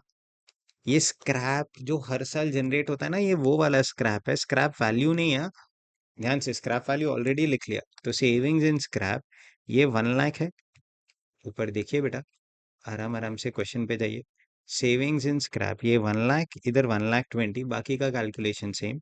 1 लाख इंटू 3.889 इंटू 75%, 1,20,000, तो 1,20,000 इंटू 5.032 इंटू 75%। कैलसी बच्चों, 1 lakh into 3.889 into 75%, 2,91,675, 1,20,000 into 5.032 into 75%, 452,880 आता है। Next, fourth, lastly tax savings due to depreciation. Due to depreciation, एक सिंपल क्वेश्चन, डिप्रिसिएशन खर्चा है बट क्या हम लोग वो कैश में पे करते हैं? नहीं। तो सिंस पेमेंट होता ही नहीं है, तो डिप्रिसिएशन के वजह से सिर्फ टैक्स सेविंग्स होता है। तो देन 81,000 था डिप्रिसिएशन, उस पे 25% का टैक्स सेविंग्स, और ये हर साल फॉर द नेक्स्ट 5 years होगा, तो उसका क्यूमुलेटिव ले लेते हैं 3.889। उधर कितना था, 45 था क्या डिप्रिसिएशन? यस, 45 था, तो 45,000 बराबर into 25% into 5.032, I guess answer आएगा 81,000 इंटू 25% इंटू 3.889 आपका 78,752 जैसा कुछ आ रहा है। चेक कर लेना एक बार बच्चों। 45,000 इंटू 25% इंटू 5.032 56,610 ऐड करेंगे। पूरा क्लास हेल्प कीजिए। 452 880, मैं सेकंड वाला कर रहा हूँ, आप लोग फर्स्ट वाला कर लीजिए। 45 lakhs 28,800 प्लस 19,145 50 lakhs 57,435। इधर 29,250 प्लस 32,08 425 प्लस 291,675 प्लस 78,752 इस 36,08,102 ऐसा कुछ आया। ये present value of cash inflow हो गया। चलो बढ़िया। अब next present value of cash outflow. First is purchase price, वो तो आपका 450 है बेटा। इधर आपका 350 है, वो तो फर्स्ट डे पे जेब से जाएगा ही जाएगा। नेक्स्ट आपका रनिंग कॉस्ट। चलिए रनिंग कॉस्ट के लिए एक मस्त एक्सप्लेनेशन। जब भी आप खर्चा करते हैं, थिंक ऑफ, अगर हम लोग 100 रुपए का खर्चा कर रहे हैं, खर्चा कहाँ लिखते हैं बेटा? पीएनएल में लिखते हैं। पीएनएल 100 रुपए का अगर मैं खर्चा करूं, मेरा जीपी 1000 है, तो अब मेरा जो नेट प्रॉफिट होगा वो 90 होगा, सॉरी 900 होगा। उस पे 30% का अगर मैं टैक्स कैलकुलेट करूं तो ये 270 होता है। बट अगर मैं 1000 पे ही 30% मार देता तो ये 300 होता। बोलने का अर्थ, ये 30 रुपीज का सेविंग्स इसलिए हुआ क्योंकि आपने 100 रुपीज का खर्चा लिखा। तो जब भी आप कोई खर्चा लिखते हो, वो खर्चा पूरा कॉस्ट नहीं होता है, उस खर्चे का नेट नेट 70% ही कॉस्ट होता है। मतलब 100 रुपए खर्चा करोगे और टैक्स रेट 30% है, तो खर्चा इज ओनली 70। सिमिलर मैनर यहाँ पे जब आप रनिंग कॉस्ट 9 लाख रुपए का खर्चा इनकर कर रहे हो, ये खर्चे से टैक्स सेव हो जाता है। तो हमारा ये खर्चा अगर 25% टैक्स रेट है, तो हमारे लिए खर्चा इज नॉट पूरा 9 lakhs, उसका 75% ही खर्चा होगा। सो सिमिलर मैनर ये 9 lakhs है बेटा, 9 lakhs का 75%, और ये हर साल लगने वाला है, तो इंटू 3.889। बाजू वाले केस में देख लेते हैं, ये 11 lakhs है बेटा। सो इधर 11 lakhs इंटू 75% इंटू 5.032 बराबर। चलिए कैलसी 9 lakhs इंटू 75% इंटू 3.889, आपको 26,25,075 आता है। इधर 11 lakhs इंटू 75% इंटू 5.032, आपको 41,51,400 आता है। टोटल ले लूँ तो इसमें 350 ऐड कर देंगे, तो 45,01,400 जैसा कुछ हो गया। इधर 450 प्लस 26,25,075 30,75,075 आता है। नेक्स्ट ये 2 हो गया, तो एनपीवी तो सिंपल 1 - 2 बराबर, तो -36,08,102 करेंगे तो 533,027 आता है। उधर 50,57,435 -45,01, हाँ 400, तो 556,035 आता है। एनपीवी आ गया। नेक्स्ट कोई बोलता है सर पीआई भी सॉल्व करो, तो ये लो, pi is simply 1 divided by 2 present value of cash inflow upon present value of cash outflow। तो inflow upon outflow आंसर आएगा। तो 36,08,102 divided by 30,75,075 so सॉरी 1.17 आता है बेटा। उधर आपको 50,57,435 बराबर डिवाइडेड बाय 45,01,400, तो ये 1.12 कर दूं, चलेगा? आया, ये पीआई आ गया। Last stuff.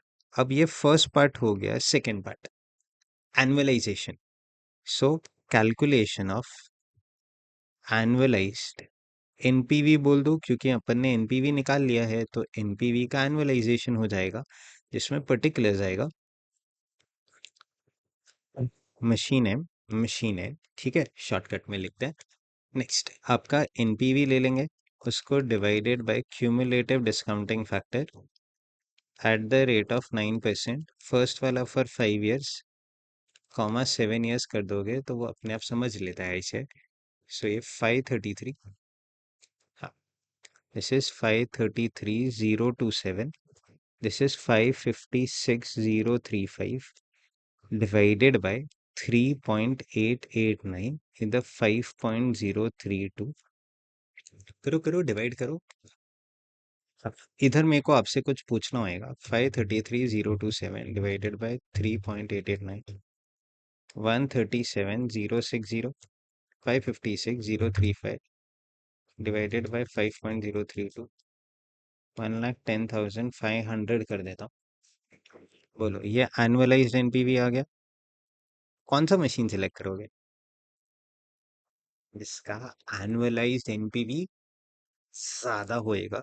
तो we select machine M. So advice, select machine M, select machine M. Since it's annualized NPV, since its annualized NPV is higher. सच्ची बोलो, आया क्या? टफ था क्या? आइए, चलिए फिर हम लोग चलते हैं क्वेश्चन नंबर 1C पे. आ जाओ बेटा, आ जाओ. Just a second. 1C मस्त रेशियो एनालिसिस. पूरे इंडिया को मेजरली ये क्वेश्चन सॉल्व करने में दो चीज तो आया. डिविडेंड पेड आया, अर्निंग्स पर शेयर आया, बट ये दो नहीं आए. Question mark. अब ये दो नहीं आया ना, तो एक्चुअली तीन मांग गया. ऐसे स्मार्ट है जो टफ था रेट ऑफ रेफरेंस डिविडेंड, उसके लिए मार्क्स ज्यादा रखा. आइए ना sir. The following information is related to X limited for the year ended 31st of March 2026. Next important क्या है पूरे क्वेश्चन में, ये सबको समझ गया होगा. ये टोटल डिविडेंड कवरेज रेशियो. अच्छा, आपने आज तक दो डिविडेंड कवरेज रेशियो तो देखा है. मैं पहले वो पूछ लेता हूँ. पहला, equity dividend coverage ratio. Equity dividend coverage ratio इस कैसे करते थे? Profit for equity share holders बराबर E A E S, earnings available for equity share holders बोलते हो आप लोग. हाँ, आपके हिसाब से लिख देता हूँ ई A E S. Wordings change हो जाते हैं बेटा, हर एक फैकल्टी का अपना अपना है. डिवाइडेड बाय इक्विटी डिविडेंड बोल दो चलेगा. ये इक्विटी डिविडेंड कवरेज रेशियो हो गया. Next, preference dividend coverage ratio is net profit after tax upon preference dividend. अब लाइफ में अगर कोई आपको ये बोले टोटल डिविडेंड कवरेज रेशियो, तो let's create a formula. Total dividend coverage ratio. अच्छा, दोनों डिविडेंड पे किस में से करोगे? दिमाग लगाओ. Net profit minus preference dividend is profit available for equity share holders. मैं सिर्फ प्रेफरेंस का डिविडेंड नहीं लिखूंगा, आज इक्विटी का भी डिविडेंड लिखूंगा डिनोमिनेटर में. तो न्यूमरेटर में बोलो ना क्या आएगा फिर? Try try. It has to be in fact upon equity dividend plus preference dividend बोलूं चलेगा? हाँ, ये फॉर्मूला हमको आता है. इसके बाद चीज है, इजी है. Dividend yield. यील्ड, यील्ड का मतलब बता दो. जिनका यील्ड रॉन्ग, सम खत्म हो गया बेटा. Yield is comparison with market price.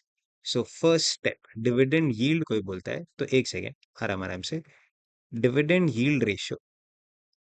इसीलिए रेशियो चैप्टर में एक भी ratio here in there question ही खत्म. Dividend yield ratio is DPS upon MPS into 100 बराबर. yield is 4%, so I write here 4.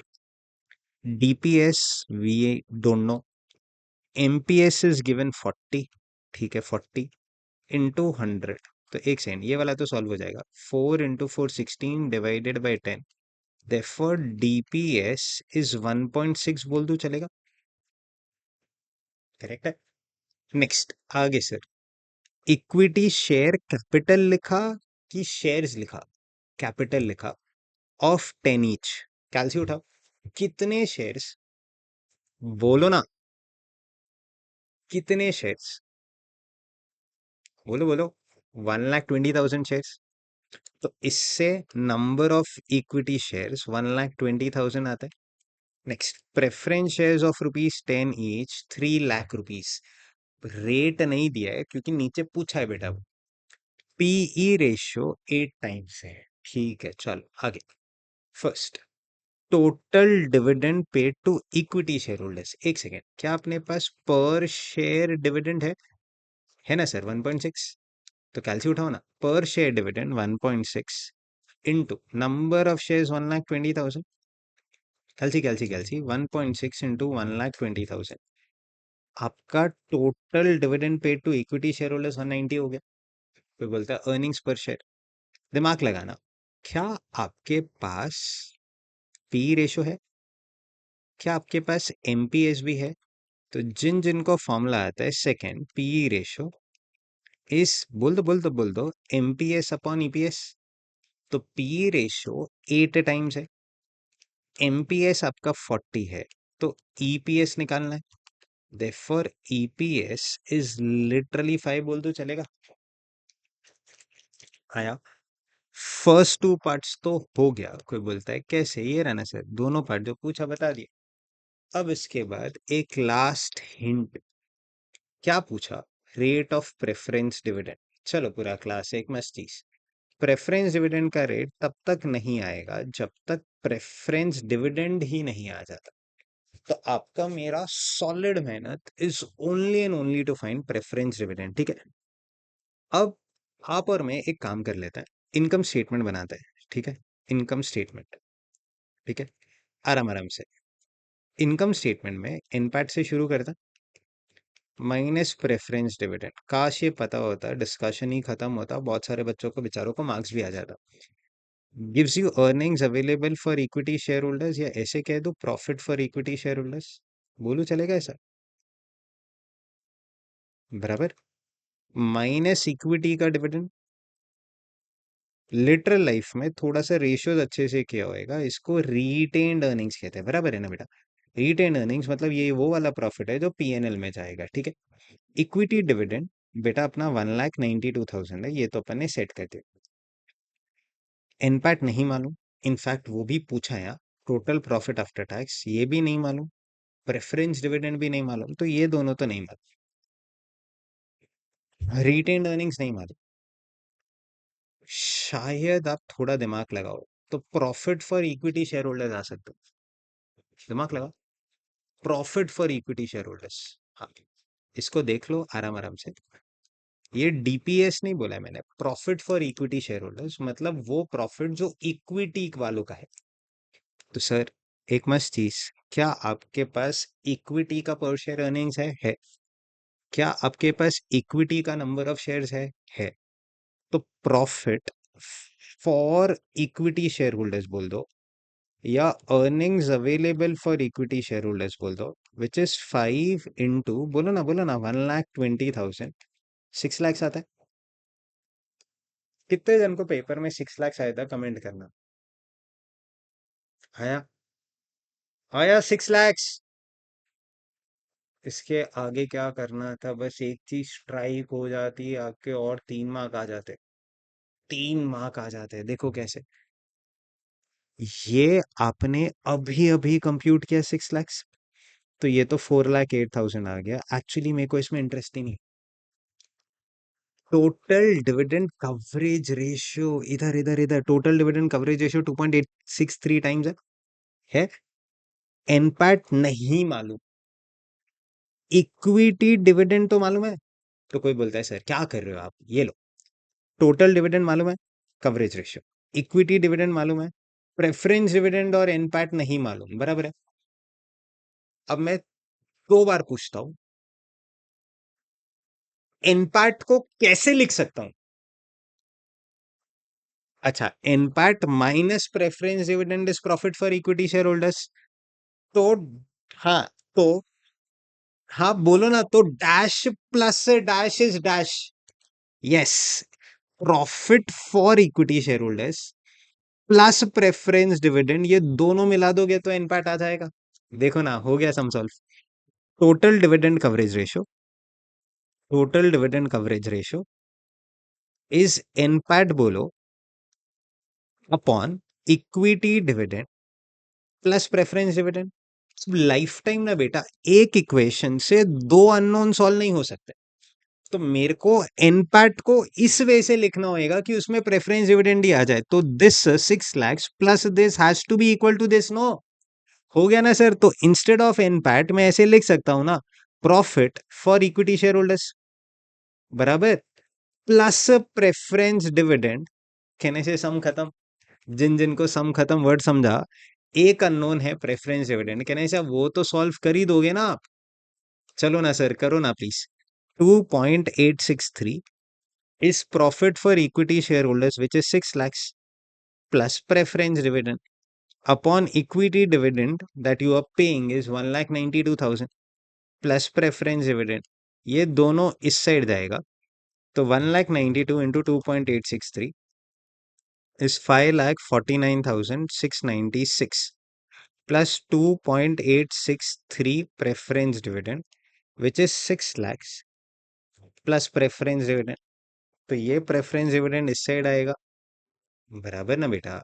ये 5,49,000 उस साइड जाएगा, माइनस 6 lakhs कर देता है, तो ये आपको 50,304 आया। ये 1.863 प्रेफरेंस डिविडेंड आया, therefore preference dividend divided by 1.863, 27,001.61 ऐसा कुछ आया। therefore preference dividend rounded off to 27,000 कर दूं? प्लीज बोलो आया। मस्त था ना? ये स्ट्राइक हो जाता ना, दैट बोल दो ना प्लीज, एक बार बोल दो ना, dash plus dash is NPAT, profit for equity share holders plus preference dividend is NPAT, कहने से गेम ओवर हो जाता। Rate for preference dividend, rate for preference dividend is 27,000 का preference dividend upon capital of 3 lakhs into 100 gives you 9%। अब fourth point, इनपैट कहने से खत्म, discussion ही खत्म। Profit for equity share holders है ना plus preference dividend, I guess आपका इनपैट आ जाएगा। जैसे ये आता है profit for equity share holders, बोलो ना 6 lakhs है, plus preference dividend 27,000, I guess 6 lakhs 27,000 answer आ गया। 6,27,000। टफ था, सच्ची बोलो टफ था। नहीं ना सर। आगे नेक्स्ट, ऐसे धीरे धीरे हौले हौले करते करते अगर आप सम्स करते जाते, आई गेस जेन्युइनली आ जाता। Next question number 1 be almost खत्म होने आया, 2 क्वेश्चन बचे बेटा। एमसीक्यूज का आपको आंसर मालूम है, वो फटाफट सॉल्व हो जाएगा। Z limited has issued 8% convertible debentures of rupees 100 each with a remaining maturity of 5 years. Important चीज है, 8% कन्वर्टेबल डिबेंचर्स है। कन्वर्टेबल डिबेंचर्स का स्टेप 1, आपको रिडम्पशन वैल्यू फाइंड करनी होती है। कन्वर्टेबल डिबेंचर्स मतलब on the date of redemption, या तो आप उसके ब्याह पे कैश ले लोगे या उसको शेयर्स में कन्वर्ट कर दोगे, बराबर ना?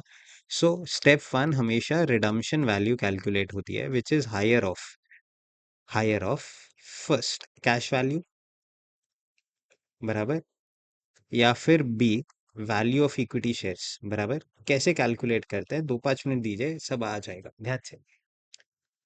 8% कन्वर्टेबल डिबेंचर्स ऑफ 100 ईच, तो ये फेस वैल्यू हो गया, ये इंटरेस्ट रेट हो गया, मेच्योरिटी मतलब 5 years एंड हो गया। The current market price of the debenture is 85, ये इंपॉर्टेंट है, ये नेट प्रोसीड्स में कैलकुलेशन में काम आएगा eight the time of maturity. अच्छा, अगर ये 85 नहीं देते तो हम फेस वैल्यू को ही मेच्योरिटी वैल्यू लेके या नेट प्रोसीड्स लेके सॉल्व करते हैं। At the time of maturity the debenture holders have an option either to redeem it at premium of 5%। तो प्रीमियम किस पे? ऑब्वियसली क्वेश्चन ने कुछ नहीं बोला, तो फेस वैल्यू पे प्रीमियम होता है, इशू प्राइस पे प्रीमियम नहीं होता है, ठीक है। इशू प्राइस पे जब तक क्वेश्चन स्पेसिफिकली नहीं बोलेगा नहीं मारना, फेस वैल्यू पे 5% प्रीमियम मीन्स 100 रुपए की चीज कैश में 5% एक्स्ट्रा, तो 105 रुपए पे वो लोग रिडीम कर सकते हैं कैश ऑप्शन। और to convert each debenture into 5 equity shares, thank you, एक डिबेंचर के बदले 5 शेयर मिलेगा। And current market price of each share is 16, तो एक सेकंड, आज की रेट 16 है, ठीक है, ₹16। इसको इंटू 5 शेयर्स मत कर देना तुरंत तुरंत, रीजन, ये आज की रेट है, आज की रेट। आपका रिडम्पशन क्या आज होने वाला है या आफ्टर 5 years? After 5 years। अच्छा, जब भी आफ्टर 5 years रिडीम होगा, थोड़ा दिमाग लगाना, क्या ये 16 ग्रो होगा कि नहीं होगा?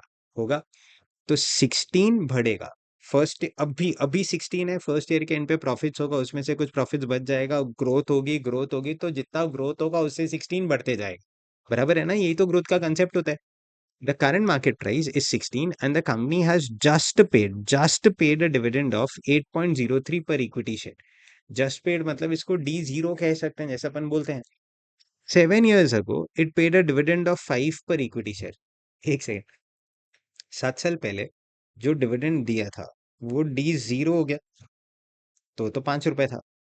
7 साल बाद जो दिया वो D7 हो गया, जो आज दिया विच इज 8.03।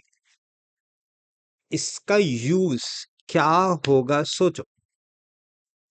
डिविडेंड्स देते थे तो डिविडेंड पॉलिसी में ये ग्रोथ कैलकुलेशन के लिए काम में आता था। याद आया कुछ? अच्छा, ग्रोथ चाहिए क्यों? रीजन है ना सर, ये 16 5 साल तक ग्रो होगा। बराबर है? कुछ याद नहीं आता होगा तो amount is equals to principal 1 + r⁻n। Amount 5 साल बाद शेयर की क्या होगी? आज की भाव 16 रुपए। 1 + r मतलब ग्रोथ ही हो गया, जो अपने को नहीं मालूम 5 साल बाद, तो अब ग्रोथ रेट फाइंड करेंगे। तो फर्स्ट वे, इनफैक्ट 3 वे है। फर्स्ट वे थोड़ा ध्यान से, D7 is D0 1 plus growth raise to the power 7। बराबर है? D7 is 8.03। बराबर, ये 5 है which is 1 + g raise to the power 7। तो ये 5 इधर जाएगा, कैलसी लीजिए ना, 8.03 डिवाइडेड बाय 5, तो आपको 1.606 आ रहा है, एंड ये 1 + g⁻7 है। तो ये फर्स्ट वे क्या है, ध्यान से देखना। कहीं तो ढूंढो टेबल में, उन्होंने 1.606 लिखा होगा। ढूंढो ढूंढो ढूंढो ढूंढो। ये 10% 12% में नहीं है, आगे आएगा आगे। इधर देखो ना, कहीं तो होगा। क्यों ऐसे बोला, रीजन बताता हूँ आपको ना। प्रेजेंट वैल्यू मेथड बोला है, एंड ये डिस्काउंटिंग फैक्टर्स है। अपने को डिस्काउंटिंग फैक्टर्स नहीं चाहिए, क्यूमुलेटिव डिस्काउंटिंग फैक्टर्स चाहिए। ठीक है, तो इसीलिए future value annuity future value interest factor, तो यहाँ पे 1.606 है, कितने परसेंट पे है? 7%। तो आपका ग्रोथ रेट लिटरली 7% हो गया। तो इसके आगे मैं ऐसे लिख सकता हूँ, refer table growth is equals to 7%। ये फर्स्ट वे। तो बोलता है सेकेंड वे सिखाओ। सेकेंड वे ना थोड़ा सा ट्रायल एंड एरर है, कैलसी उठाना होगा, उठाओ। 5 रुपए का डिविडेंड 7 years के अंदर ग्रो हो के 8.03 हो गया। ठीक है, बेसिक कॉमन सेंस। अब उन्होंने जो परसेंटेजेस दिए 1 से लेके 9, तो प्लीज 20% से ग्रो मत करना। इनमें से कोई 1% ले लो, ग्रो करो, 7 साल तक ग्रो करना। अज्यूमिंग अपन 5% लेते हैं, रफ ट्राई, अपने को मालूम है 7% है, फिर भी 5% लो ना। तो 5 + 5% फर्स्ट ईयर, +5% सेकेंड ईयर, 5.5 आता है, +5% third year, fourth year, fifth year, sixth year, seventh year. तो अब आपके कैलसी पे 7 साल बाद फिगर 7.036 कर दो, चलेगा। बट अपने को तो 8.03 चाहिए, तो 5 से भी नहीं आएगा। 6 लेना चाहते हो तो ले लो, करके देखो, चलो करके देखो। 5 + 6% +6% +6% +6% +6% +6% +6%, 7.96 ऐसा कुछ आ रहा है। एक बार शायद कैलकुलेशन एरर हो गया होगा। 5 + 6%, 1 2 3 4 5 6 7, 7.518 आता है। तो ये भी नहीं है, तो 5% भी नहीं है, 6% भी नहीं है, 7% से करके देखो, करके देखो। 5 + 7%, 1 2 3 4 5 6 7 आ रहे हैं ना, एग्जैक्ट आ रहा है, 8.003 आया। तो ये सेकेंड वे हो गया। कोई बोलता है थर्ड वे। थर्ड वे, इसी को अगर मैं ड्रैग करूं, 1.606, इट इज 1 + g⁻7 है ना, 7। अब ये इधर से 7 हटाना होगा, तो मेरे को ये 1.606 को 1/7 इज इक्वल्स टू 1 + g 7 × 1/7, तो ये कैंसिल हो गया। तो therefore 1.606 1/7 is equals to 1 + g, but मुझे 1 + g नहीं चाहिए, मुझे तो g चाहिए। तो g is equals to 1.606 raise to the power 1/7 minus बराबर। सच्ची बोलो, समझा? श्योर है? पक्का? नेक्स्ट, अभी आगे जाते हैं ध्यान से।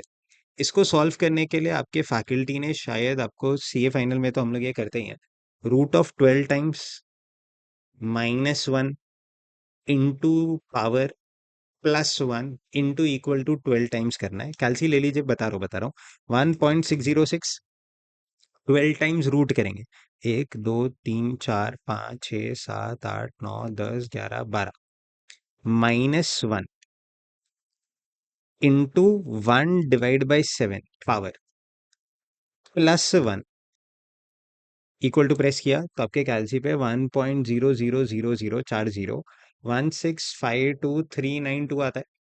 Into equal to 12 times, into equal to 1 2 3 4 5 6 7 8 9 10 11 12।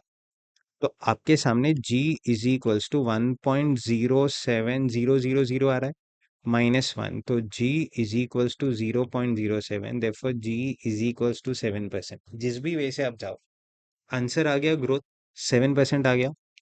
अब इसका यूज हाश, तो 1 + r विच इज 1 + 7% बोलूं तो ये 1.07 रेज टू द पावर 5 होगा। कैलसी सर? हाँ, इसमें आप ऐसा भी कर सकते हो, फर्स्ट वे 16 को 7% से 5 साल तक बढ़ा दो। कैलसी लीजिए, फर्स्ट वे 16 + 7% +7% +7% +7% +7%, तो 22.44 आता है। वैसे नहीं करना हो तो दूसरा वे, कैलसी 1.07 इंटू इक्वल टू प्रेस करोगे तो 2 टाइम्स हो गया, एक और बार इक्वल टू प्रेस करोगे 3 टाइम्स, एक और इक्वल टू 4 टाइम्स, एक और इक्वल टू 5 टाइम्स हो गया, इंटू 16, तो 22.44 इंटू 5 करेंगे, आपका value of equity shares is nothing but 112.20। तो आप बता दो ना, अगर आपको मैं बोलता हूँ कैश वैल्यू 105 ले लो या इक्विटी शेयर्स ले लो 112.20 के लिए, क्या लोगे? बोलो बोलो, स्मार्ट पीपल बोलो ना, 112.20। तो आपके डिबेंचर्स का रिडम्पशन वैल्यू हो गया 112.20। नेट प्रोसीड्स क्वेश्चन ने दिया था 85, लाइफ आपका 5 इयर्स है, इंटरेस्ट रेट 8% है, टैक्स रेट अगर आप क्वेश्चन आगे पढ़ेंगे तो ध्यान से इधर, टैक्स रेट आपका 30% है। प्रेजेंट वैल्यू मेथड, अब मेजॉरिटी स्टूडेंट्स को प्रॉब्लम ये कहाँ है सर? प्रेजेंट वैल्यू मेथड जो है ना बेटा, इट इज नथिंग बट ये ही आपका आईआरआर बोल दो, यील्ड टू मैच्योरिटी अप्रोच बोल दो, ये रहा sir present value method, yield to maturity approach, IRR बोल दो, जिस भी वे से आप बोलना चाहो बोल सकते हो। अब इसको सॉल्व कैसे करना है, तो एक सेकंड आराम आराम से। फर्स्ट थिंग, अब अगर मैं आईसीएआई का ही सोल्यूशन आपको बोलूं, स्टेप 1, इधर ध्यान से देखना, current market price, identification of relevant cash flows. Current market price अपने डिबेंचर का 80 नहीं है, 85 है। Interest rate 8% of 100 is 8, tax rate 30% है, बराबर है ना? टैक्स रेट 30% है, तो 8 - 30% अपना कैश आउटफ्लो 5.6 होएगा। तो ये रहा, ये रहा, ये रहा, एक सेकंड, ये 6.5 नहीं आएगा, 5.6 हो जाएगा।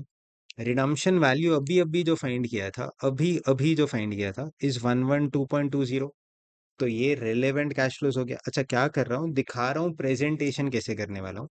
फिर स्टेप 5, स्टेप 2, ईयर है 01255, NPV, cash flows, discounting factor. अब आपको क्वेश्चन में ये 10% और 12% लेके सॉल्व करना है, शायद आपका उसी के बीच में आंसर आएगा क्योंकि क्वेश्चन ने दिया हुआ है। का स्टार्ट करूं, तो अगर मैं आईसीआई के सोल्यूशन से जाऊं तो स्टेप वन जैसे आप लोग ने सॉल्व किया, इसको बहुत सारे वेज है to present. Step 1, 0th year में current market price I guess 85 आ जाता है। फिर 1 to 5 years net interest that is post tax वाला विच इज 8% ऑफ 100 ब्रैकेट्स में 1 माइनस 0.3 विच इज 5.6 आता है. फिफ्थ ईयर में रिडम्पशन वैल्यू विच इज 112.20 आता है. ठीक है. Step two. Step two. अब इसमें आईसीआई का प्रेजेंटेशन देख लो. ईयर दिया 01255 एनपीवी. कैश फ्लोज है. डिस्काउंटिंग फैक्टर 10%, इधर 15% लिया. आपके क्वेश्चन में 10 और 12 है. उसको लेके सॉल्व करते हैं. आइए ना प्लीज, आइए स्टार्ट करते हैं. Years 01255 NPV. कैश फ्लो ले लेते हैं. Cash flow 85, 5.6, 112.20. Discounting factor at the rate of 10%. Check कर लेना वहां पे 0.909. अच्छा, जीरो ईयर में डिस्काउंटिंग फैक्टर तो 1 ही होता है. नेक्स्ट. हाँ. अब ये 0.10 मेरे को 5 years का क्यूमुलेटिव चाहिए. तो 0.909 प्लस 0.826 प्लस 0.751 0.683 0.621. तो 3.79 आ रहा है इसका वैल्यू. यस. तो ये 3.79 आ जाता है. लास्ट ईयर का डिस्काउंटिंग फैक्टर 0.621 है. तो 0.621. तो present value at the rate of 10%. Calci sir, ये 85 नेगेटिव ले लेते हैं. 85 ये 5.6 इंटू 3.79. आप इसको पॉजिटिव लेके नीचे वाले आउटफ्लोज का नेगेटिव ले लो. At the end answer same आता है बेटा. 21.224 112.20 इंटू 0.621 69.6762. यही अपन ने आईआरआर किया था. अपने जितने भी स्टूडेंट्स हैं, शायद अपन ने ऐसे कम से कम 8 से 10 क्वेश्चन किए जिसमें like first 30 question of COC अपन यही कर रहे थे हर एक मेथड के हिसाब से. तो plus 21.224 minus 85. I guess positive 5.9002 आ रहा है. Discounting factor at the rate of 12% जो भी वहाँ पे है कैलसी लीजिए. 0.893 प्लस 0.797 प्लस 0.712 प्लस 0.636 प्लस 0.567. 3.605 आ रहा है क्या? तो ये 3.605 ये तो 1 ही रहेगा. नेक्स्ट ये 0.567.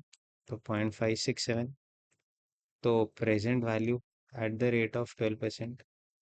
तो ये 85 नेगेटिव ले लो.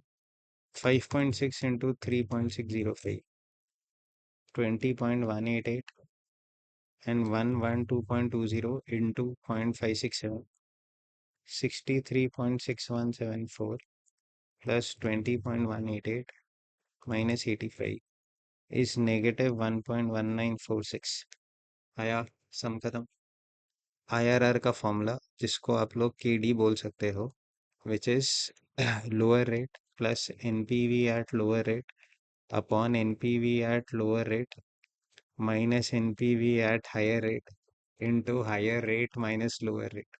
जितने भी तुमको समझा मैं क्यों ऐसा, ये फॉर्मूला यूज ही नहीं है. आप क्रॉस मल्टीप्लाई करके भी आंसर निकाल सकते हो पे बैक पीरियड जैसा. याद आया अपन ने डिराइव किया था. ये कहाँ से आता है फॉर्मूला? एक भी फॉर्मूला लकीली बच्चों अपन ने जितना भी कोर्स किया ना कभी भी याद नहीं किया है. हर एक फॉर्मूला लिटरली डिराइव किया है. सारे सीओसी के फॉर्मूलाज डिराइव्ड है बेटा. Lower rate 10%. NPV at lower rate is 5.9002 upon 5.9002. जो भी अपने स्टूडेंट्स है प्लीज कमेंट है बेटा. प्लीज कमेंट अगर आप ये सब देख रहे हो. It's an appreciation plus most of the students जब पेपर टफ बनते हैं ना बेटा वो करियर ईयर इन देयर हो जाता है. And we seriously don't want कि आप सिर्फ ये याद करके जाओ कि ये ऐसे होता है ये ऐसे होता है. समझ के करोगे हमेशा बेस्ट आएगा बेटा आंसर. इसको सॉल्व करते हैं बेटा.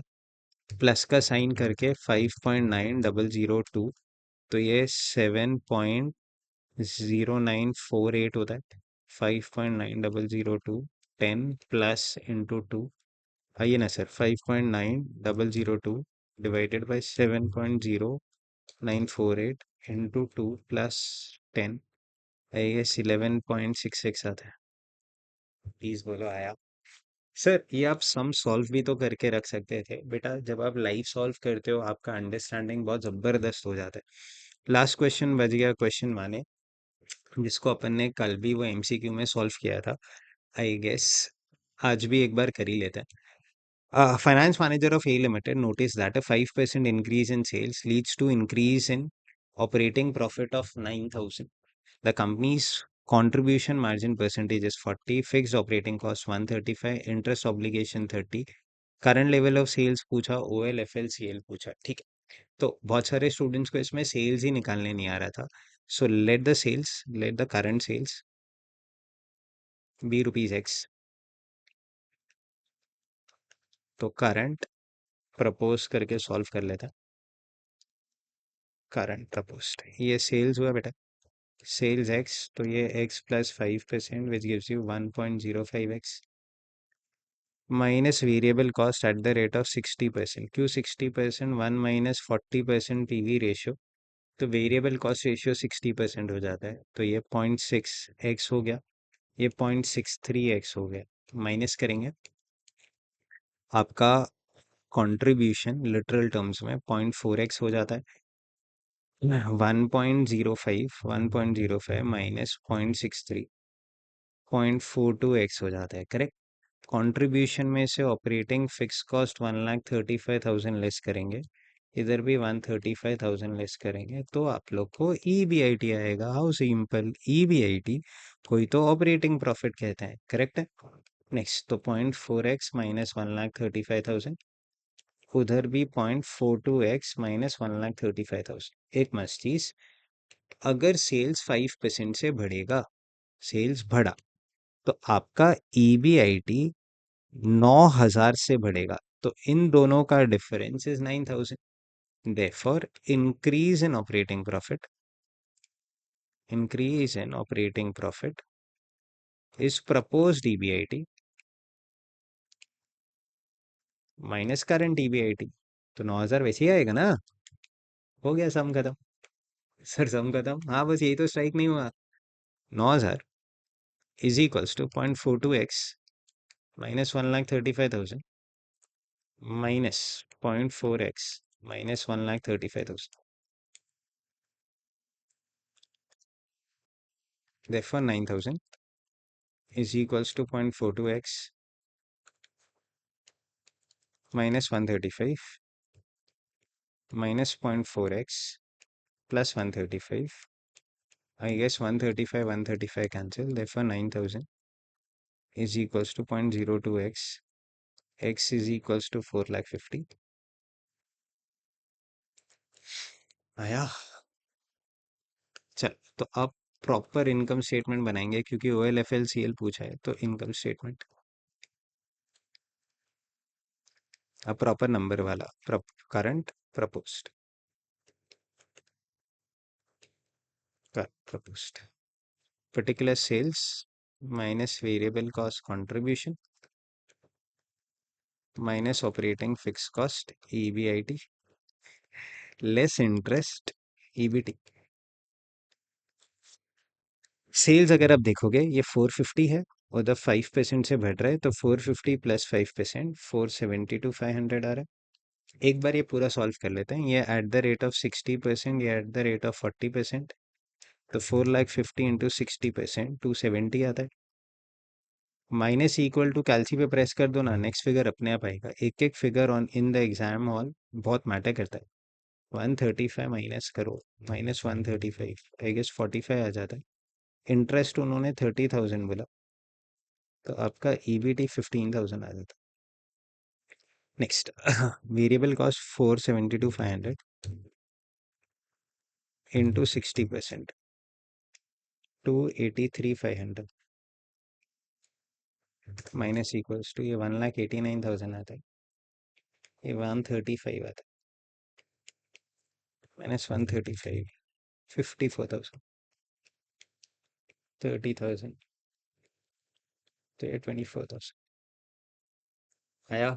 OLFL CL, OL obviously current scenario का OLFL CL पूछा, प्रपोज का नहीं पूछा, बट कुछ लोगों ने दोनों कर दिया जिनको ये आया। तो it is contribution upon EBIT दोनों कर सकते हो। इसमें आप परसेंटेज चेंज वाला डिस्कशन करके भी वो वाला फॉर्मूला यूज कर सकते हो। तो 5% आता है, ये ये भी 5% ही आएगा, ये भी 5% ही आएगा, ये डैश है, कैलसी लीजिए 54,000 माइनस 45,000 डिवाइड बाय 45,000 परसेंटेज, ये 20% आता है। ये फिर से डैश क्योंकि बढ़ा नहीं ना, 24,000 माइनस 15,000 डिवाइड बाय 15,000 परसेंटेज, ये 60% आता है। तो किसी ने परसेंटेज चेंज वाला फॉर्मूला भी यूज किया, तो कंट्रीब्यूशन अपॉन ईबीआईटी, ये 1,80,000 डिवाइडेड बाय 45, आई गेस 4 आता है, ओएल 4 आता है, 4:1 कह दो चलेगा, 4:1, यस। वैसे नहीं करना तो, और percentage change in EBIT upon percentage change in contribution और सेल्स, ये भी 4:1 ही आएगा। नेक्स्ट, बाजू वाले केस में अगर किसी ने सॉल्व किया, 1,89,000 डिवाइडेड बाय 54,000, जरूरत नहीं था वैसे 189 डिवाइडेड बाय 54, बट ऐसे कितने बार बाजू वाला भी सॉल्व कर लेता है, हेल्पलेस है। ओएल आ गया। Next, FL, FL is EBIT upon EBT, which is 45,000 divided by 15,000, आपका आंसर 3:1 आता है। ऐसा नहीं करना हो तो 60% percentage change in EBT slash PAT slash profit for equity share holders divided by percentage change in EBIT, ये भी 3:1 आता है। इधर 54,000 डिवाइडेड बाय 24,000, 2.25।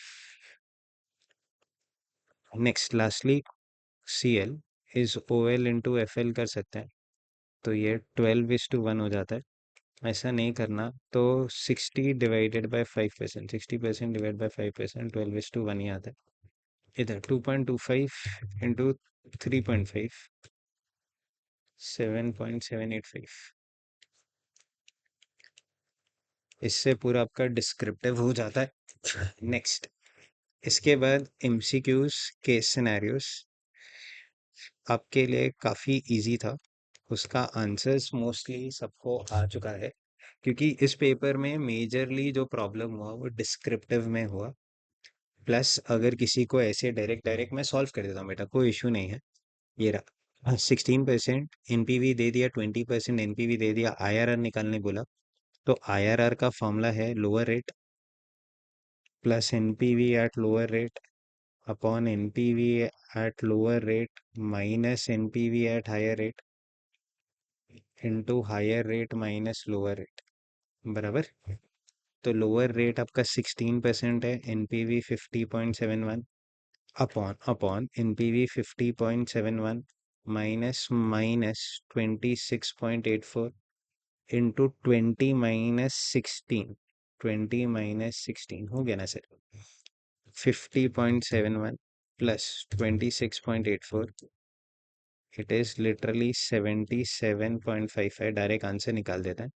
50.71 डिवाइडेड बाय 77.55 इंटू 4 प्लस 16, 18.62% आ रहा है। 18.62 आ रहा है। प्रोजेक्ट का रिटर्न इज 18.62%, कंपनी का कॉस्ट इज 18.5%, प्रोजेक्ट एक्सेप्ट करना चाहिए।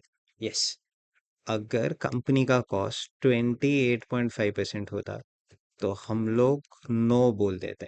Correct answer is obviously B part, तो बी हमारा करेक्ट आंसर है। आइए sir, going reverse. Next, seventh में ये आपका 20.4% आता है, plan worthwhile K E C A P M approach, which is R F plus R M minus R F into beta factor.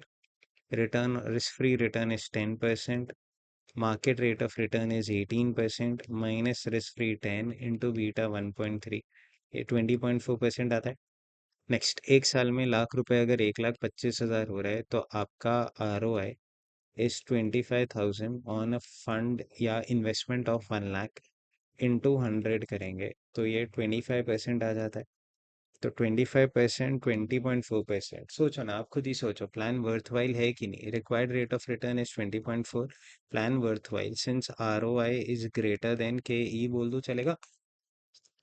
Next, यहाँ पे company has a credit sales 20 lakhs, ये 25 lakhs, ये sales हो गया minus variable cost at the rate of PV ratio 20%, so variable cost 80% हो जाएगा। तो ये 16 lakhs हो जाता है, ये 20 lakhs हो जाता है।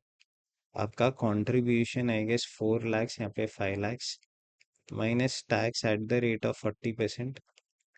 सो ये 1.6 lakhs आता है, ये 2 lakhs आ जाता है। सो आपका earnings after tax but before opportunity cost is somewhere around 2.4 lakhs, इधर आपका 3 lakhs आता है, ठीक है। नेक्स्ट, अब सबसे पहले एवरेज डेटर्स, फिर उस पे इंटरेस्ट का कैलकुलेशन। एवरेज डेटर्स अगर मैं कैलकुलेट करूँ, it is variable cost into credit period upon period ले लूँ, चलेगा। Variable cost 16 lakhs into credit period first 35 days है, नेक्स्ट 10 days है, तो into 35 divided by 360, calci 16 lakhs into 35 divide by 360, 155,556 बोल दो, चलेगा। इधर 20 lakhs इंटू 10 डिवाइड बाई 360 बराबर, तो 20 lakhs इंटू 10 डिवाइड बाई 360 इस 555,556 कर दूं, तो आपका एवरेज डेटर्स में रिडक्शन हो रहा है, तो fall in average debtors and this fall is by 1 lakh rupees. अच्छा, डेटर्स गिर रहे हैं तो उसमें इन्वेस्टमेंट कम होगा तो अच्छी बात है। Opportunity cost will be decrease in debtors into opportunity cost percentage which is 1 lakh into 6%, I guess 6,000 आता है, तो इतना पैसा सेव हो जाएगा। सो देन आपका जो फाइनल आंसर है, it is in incremental investment in debtors, ये नेगेटिव है और आपका प्रॉफिट 6,000 से बढ़ जाता है। नेक्स्ट, हाँ, ये हो गया। सभी लोग को ये वाला क्वेश्चन आई गेस बहुत अच्छे से हर एक जन ने समझ ही लिया है। यही एक क्वेश्चन था मेजरली जो पूरे पेपर में आपको आ पाया। 33 lakhs divided by 11%, so I guess 300 lakhs का डेट होता है, बराबर। डेट इक्विटी रेशियो 2:1, तो ये 2 तो 1, आपका 150 lakhs आएगा, तो ये आपकी इक्विटी हो गई। तो इक्विटी अगर 150 lakhs है, जिसमें रिटेन्ड अर्निंग्स इज 50 lakhs, तो आपका इक्विटी शेयर कैपिटल 100 lakhs हो जाता है। हर शेयर की फेस वैल्यू 10 है, तो डिवाइड बाय 10 आपका 10 लाख शेयर्स करेंटली हो जाता है। ऑपरेट ड्यू टू इम्प्रूवमेंट्स हमको 3 लाख करोड़ और चाहिए, सॉरी 3 crores और चाहिए। And the additional funds will be arranged in such a manner that it will not impact long term debt to equity ratio. Not impact मतलब it has to maintain debt equity ratio. So 3 crores फिर से date और equity में 2:1 के ratio में ही बढ़ जाएगा। सो 2 crores का डेट आएगा, 1 crore का फर्दर इक्विटी आएगा। जो भी डेट आएगा वो 12% पे आएगा, सो एट द रेट ऑफ 12% आ जाएगा। ठीक है सर, आगे आपका जो एग्जिस्टिंग प्रेजेंट आरओआई है वो 15% है, वो इंक्रीज हो जाएगा बाय 3%, तो revised ROI would be 18%, which is 15% plus 3%, I guess 18% आ जाएगा। Applicable tax rate 30%। Equity share outstanding before additional fund is introduced, यानी से अभी अभी कंप्यूट किया 1 करोड़, बराबर। Total capital employed before before मतलब 4.5 करोड़ था, 300 लाख की debt, 150 lakh equity, perfect. And अगर 300 लाख और रेस करोगे तो ये आपका एडिशनल फंडिंग हो जाएगा। Compute EPS after additional financing and percentage increase in EPS of the company after introducing additional date. तो एक सेकेंड, इसको सॉल्व करने के लिए सिंस परसेंटेज इंक्रीज भी पूछा है, आप और मैं सिंपल ऐसे कर सकते हैं, एक करंट सिनेरियो और एक प्रपोज सिनेरियो, ठीक है। आपका मेरा income statement starts of with EBIT. EBIT में से लेस इंटरेस्ट करेंगे, इंटरेस्ट में करंट इंटरेस्ट होता है, बराबर, एक प्रपोज्ड इंटरेस्ट होता है, तो आपको ईबीटी मिल जाएगा, लेस टैक्सेशन, आपको नेट प्रॉफिट आफ्टर टैक्स आएगा, करेक्ट है। प्रेफरेंस शेयर्स तो है नहीं, divided by number of equity shares, आपको ईपीएस आ जाएगा। एक बार ईपीएस आ गया तो अपन आगे सॉल्व कर सकते हैं। फिर बोलता है सर एग्जैक्टली कैसे। करंट ईबीआईटी 15% है, 15% on 450 lakhs, calci sir 450 into 15%, I guess आपका करंट ईबीआईटी 67,50,000 आता है, उस पे करंट इंटरेस्ट 33 लाख है, प्रपोज तो आएगा ही नहीं सर, तो -33 लाख, तो आपका ईबीटी आता है 34,50,000, जिसपे 30% तो टैक्स ही चला जाता है, तो ये 24,15,000 आया। आपके current equity shares is only 1 lakh, sorry 10 lakh shares है ना, 1 करोड़ डिवाइडेड बाय 10 लाख, सो ये 2.415 आपका एग्जिस्टिंग ईपीएस आता है। प्रपोज्ड ईपीएस के लिए 750 lakh into 18%, I guess 135 lakh आता है, 135 लाख बराबर, जिसमें करंट इंटरेस्ट तो 33 लाख ही रहेगा, बट प्रपोज इंटरेस्ट 200 लाख पे 12%, आई गेस 240 लाख बराबर ना, 24 लाख, सो सॉरी 24 लाख आ जाएगा, तो आप माइनस करेंगे, minus,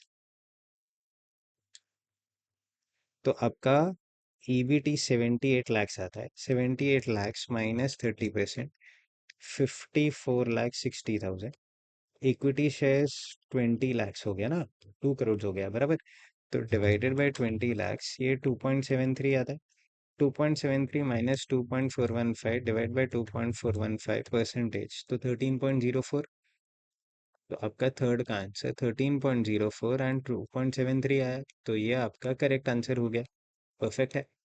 next, expected MPS if a company expects a P ratio of 20, expected MPS बोला ना, current MPS नहीं बोला, तो expected EPS 2.73 है into 20, so 2.73 into 20, I guess 54.6 आता है, तो ये आपका B आ गया। Lastly, post tax weighted average cost of debt, एक सेकेंड, KD पूछा, KD is equals to interest 1 minus tax upon net proceeds या face value into 100, net proceeds debt का कोई फेस वैल्यू मार्केट वैल्यू दिया नहीं है, total interest post tax weighted average cost of debt ना, after additional financing, तो एक second, 33 lakh भी इंटरेस्ट है, 24 लाख भी इंटरेस्ट है, ये दोनों को ऐड करके इंटू 1 माइनस 0.3 कर दो चलेगा,